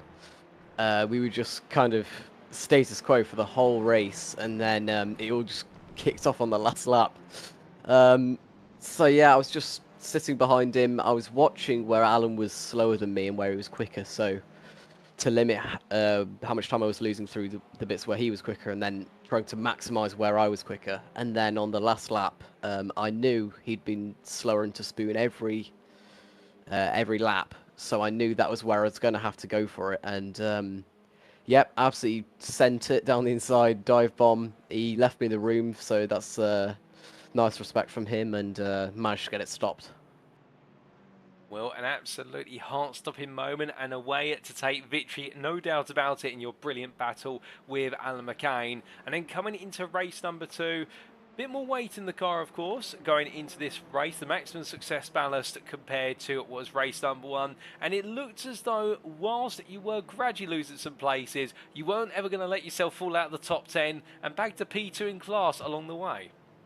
Yeah, I was seriously doubting what I was going to be able to do in race 2. I'd been not great on dry pace at Suzuka. I've never been good at Suzuka, particularly all through my sim racing career.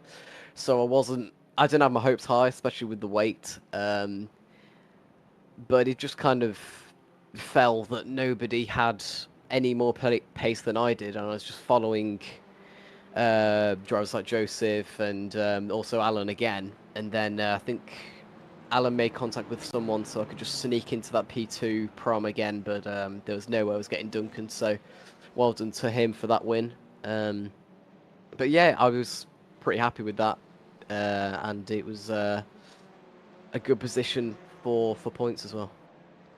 With some major points bagged, another podium as well, and then along came race number 3. Now, of course, a top 19 reverse grid meant there was a major shuffle already, but then we'd have the question of the rain. And just take us through your thought process being on the grid, because we've just heard from a rather jubilant Lee Horn, who was saying about it was a last minute 30-second dash to put the wet tyres on. But how did you see it? Yeah, I was listening to that. It was the same to me. Basically, I think mine was even worse. Mine was at the 10-second warning that I changed to wets. It was a tiny bit of rain started coming down on my windshield, and I had to turn my wipers on. So I was like, right, I'm gonna not even pit. I'm just gonna go straight onto the wets and hope it works. And then when we set off, the rain stopped again, and that was pretty confusing because it said 100% rain forecast at that exact time. So not sure what iRacing was doing there, to be honest. And I thought it was all over, to be honest, under the safety car. I was considering pitting back for dries again because it just wasn't raining, and it said it was going to be 100% chance of rain. But I stuck it out, and lap 5 came, it started raining, and it seemed to all pay off. And it was just like picking off flies, basically. Just here, there, everywhere, taking people on the slicks. And then I just crossed the line. I think I was P21 on the relative, and then crossed the line, I was P3. I was like, well, oh, right. And then only half a lap later, it's thinking that Ben was right behind me, so I had to defend against him a lot. I had suspension damage as well from a previous incident, so I was just defending for my life. Into the final lap, 130R, he sent it down the inside. I sort of forced him onto the curb because I knew it was going to be slippier. He almost lost it, very close to losing it, but thankfully he didn't. And just about crossed the line to get P3. Very exhilarating race, very stressful race, but yeah, very enjoyable race. Oh, without a doubt. And like you say, in the end, having to defend absolutely tooth and nail to keep the full Tiltby Motorsport Brigade behind, with Ben Altrier leading the charge there and teammate Benjamin Gregory also looking for the move. But you managed to make it stand, 2 wins in the Prime class, plus also a second place, a huge score. And it must be said, whilst we haven't seen you on the grid as regularly perhaps as in previous seasons, when you have been here, you've been taking a fight to the top of the standings each and every time. I mean, you must be coming away from here thinking to yourself, you know what, perhaps if I'd been on the grid for a couple more rounds, I'd be leading the Prime Championship at this point. That's exactly what I'm thinking. It is a shame. But, you know, things do get in the way. And, yeah, that's the way it goes. But, yeah, I can go away from this season knowing that I've improved as a driver and that I've matured as a driver and I can fight with the top guys. So, yeah, that's something to look forward to in the future. Yeah, just unfortunate this season with timings, with the summer holidays, things like that. So, yeah, but, you know, good pace. I've got good points all season, good consistency. So, I'm happy with this season. That's a great place to be mentally in terms of knowing that you've improved and you're keeping up there with the very best and exchanging it out in circuit. I mean, you couldn't ask for a better feeling there, particularly when you come away from such a day at Suzuka. We've still got 2 more rounds to go, however, and in a week's time, we head to the Brands Hatch Grand Prix circuit. How are you feeling for the visit to the United Kingdom? Yeah, pretty relaxed. I mean, my chances of winning the Pro-Am Championship are gone now, so I'm basically going into these final 2 rounds pretty relaxed. I'm just going to have fun and see where it goes. Yeah, I have enjoyed Brands Hatch in the past. I've had some bad luck there, but I have had pace there, so we'll have to see how that goes. And then Brazil, maybe not so much. Well, still 2 rounds for you to flex your muscle and try and pick up as many points as possible and end on a high, no doubt about it. But just before we do let you go, Alex, is there anybody you'd like to give a shout out, a thank you to, or whatnot on the broadcast? Yep, first of all, Whiskey Runners Racing, as always, very nice channel to be in, very nice atmosphere. You know, we were always joking with each other, like under the safety car in the final race.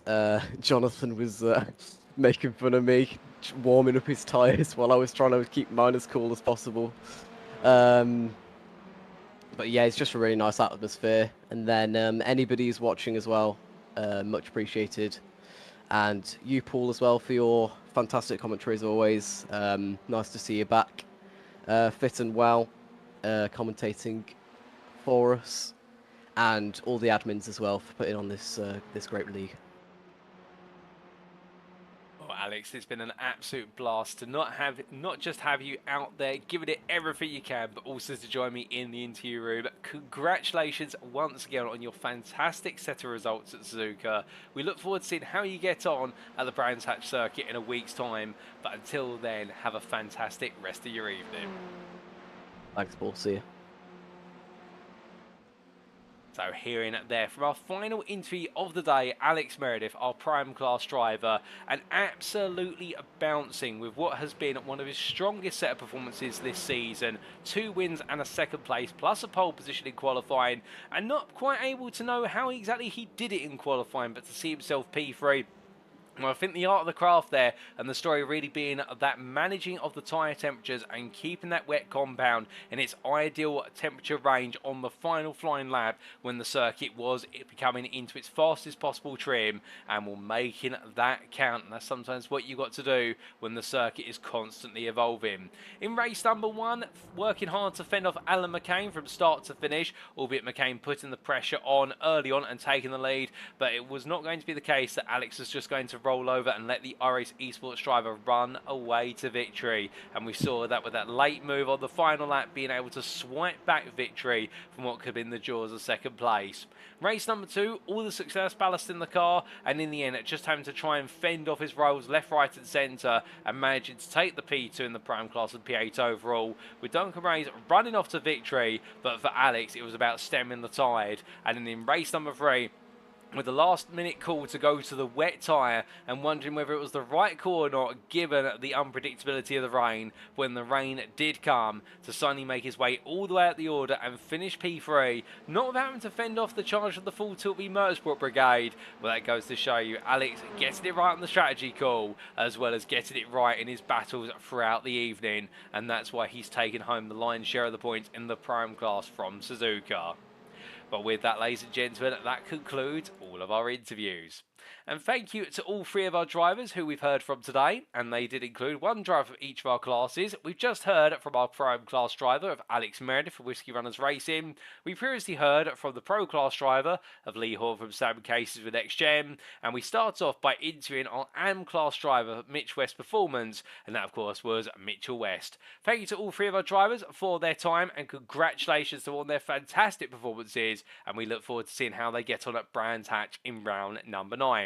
But with that, it is now time for us to turn our attention to the Provisional Championship standings with only 2 rounds remaining. And as we can see, after Suzuka, starting with the top 15 of the Overall Drivers' Championship, Wojciech Swirydowicz leads by 1,064 points. I don't think he's quite done enough to seal things. I think it will go to Brands Hatch, but it will be a formality. Presuming he does finish at least one of the races and bring points home, Swirydowicz will be crowned your Season 7 Overall Champion as of round number 9. So in turn, the fight now becomes the hunt for P2, and Benjamin McCluskey leads that with a growing advantage of the best part of 106 points over Mikey Doble.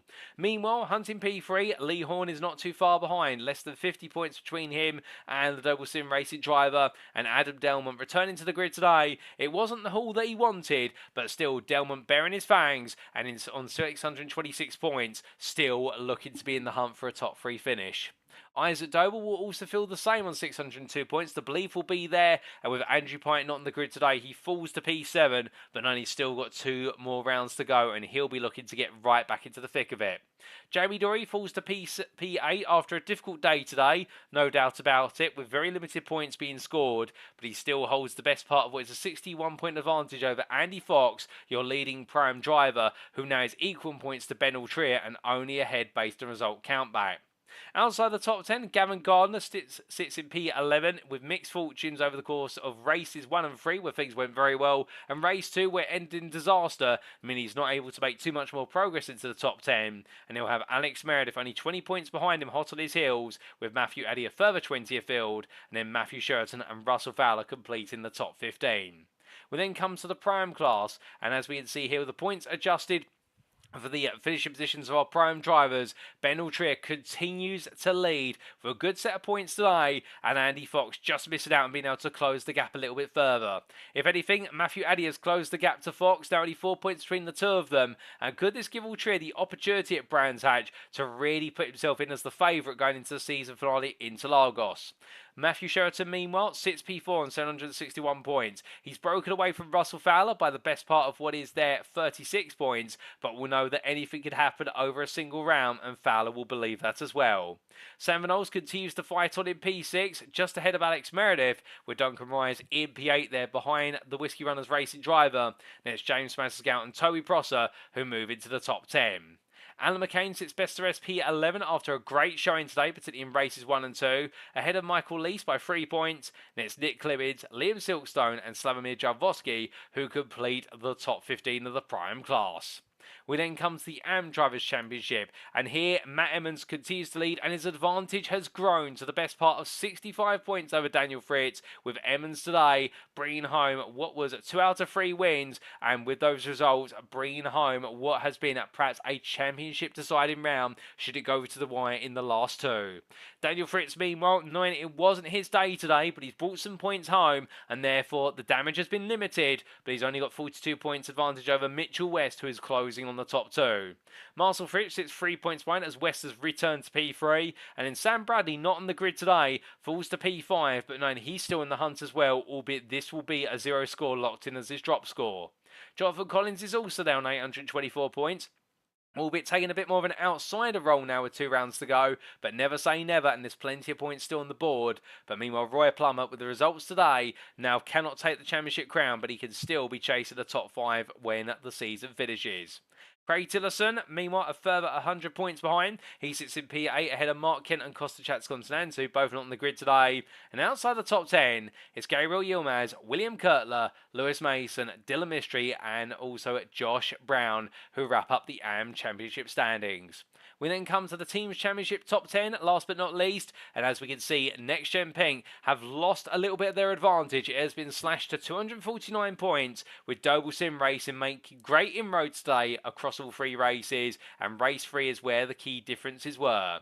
Semper Racing, meanwhile, fall a little bit behind, but they moved to P3 for the first time this season in a long time, and they're just ahead of Sam Case with the NXTGEN. And could this be Semper Racing's opportunity to take that top 3 finish? Well, Sam Case with NXTGEN would argue to differ when they've only got the best part of what is there a 19-point advantage, well, in fact a 29-point advantage over SO and NXTGEN Gold. That hunt for P3 continues to confound many. The same for Goldwyn Motorsport, who sit 554 points behind the championship leaders and have only got a slender advantage of 45 points over Aztec Racing. In fact, make that 35 points for mathematics being incorrect. And then the Sim Racing Collective fall to P8 with no points scored today, and they've got JW Motorsport and Valkyrie Excite hot on their tail as the hunt for P8 becomes a new agenda item. But with that, ladies and gentlemen, it is now time for us to wrap up. Thank you very much for watching, and if you have enjoyed today's show, and perhaps you're sat there right now wanting to know more about the NXTGEN racing community, well, for all that and plenty more information, we do recommend you firstly head to our website at www.nextgenracing.co.uk. As our website appears on screen, it is the home of clean and fair sim racing for all, and we'd love to have you join the NXTGEN racing community. Whether you're looking to find out about our leagues or join our Discord or plenty more, the website is the #1 place to go to. But if you're not wanting to go to our website, perhaps you're more of a social media person, you can of course follow us on Facebook via the official Facebook group, and that's at facebook.com/groups/NXTGEN Racing, where you can find out plenty more about the guys and girls behind the scenes who make up NXTGEN Racing, particularly our staff and admin members, with many of them not just having roles on the virtual circuit, but also on the real motorsporting circuit, with many being trackside marshals, if not real life racing drivers. We'd also like to take this moment to say a big thank you to our sponsors, including PowerMaxed, Next Level Racing, Mark Sykes Designs, Joyce Design, Douglas Motorsport, Sam Cases UK, Only Racing, Falconer PC Build to Support, Benji Sim Photos, and of course a massive special thank you to our title sponsor for this season, Doble Motorcycles. If you're looking to get yourself a Honda that is on 2 wheels, well then go no further than the ultimate family-run business in the United Kingdom, that is Doble Motorcycles, the #1 Honda motorcycle dealership in the entirety of the UK. And with that, ladies and gentlemen, attention now turns to next time, the penultimate round of the season, round 9 of 10, and we head to familiar hunting ground for many as our drivers will be taken on the Brands Hatch Grand Prix circuit. Come along on Tuesday the 1st of October 2024 to see how it all plays out and how our drivers are set up for the season finale. But until then, we have been NXTGEN Racing. I've been your host and commentator, Paul TX141 Walsh, also known as Britain a Spit, depending on what media you follow me on. And until next time, remember to stay safe, stay well, stay smiling, but most importantly as always, remember to stay on track. Good night. Thank you for tuning in. Until next time, that's all from us here at NXTGEN Racing, the home of clean and fair sim racing for all.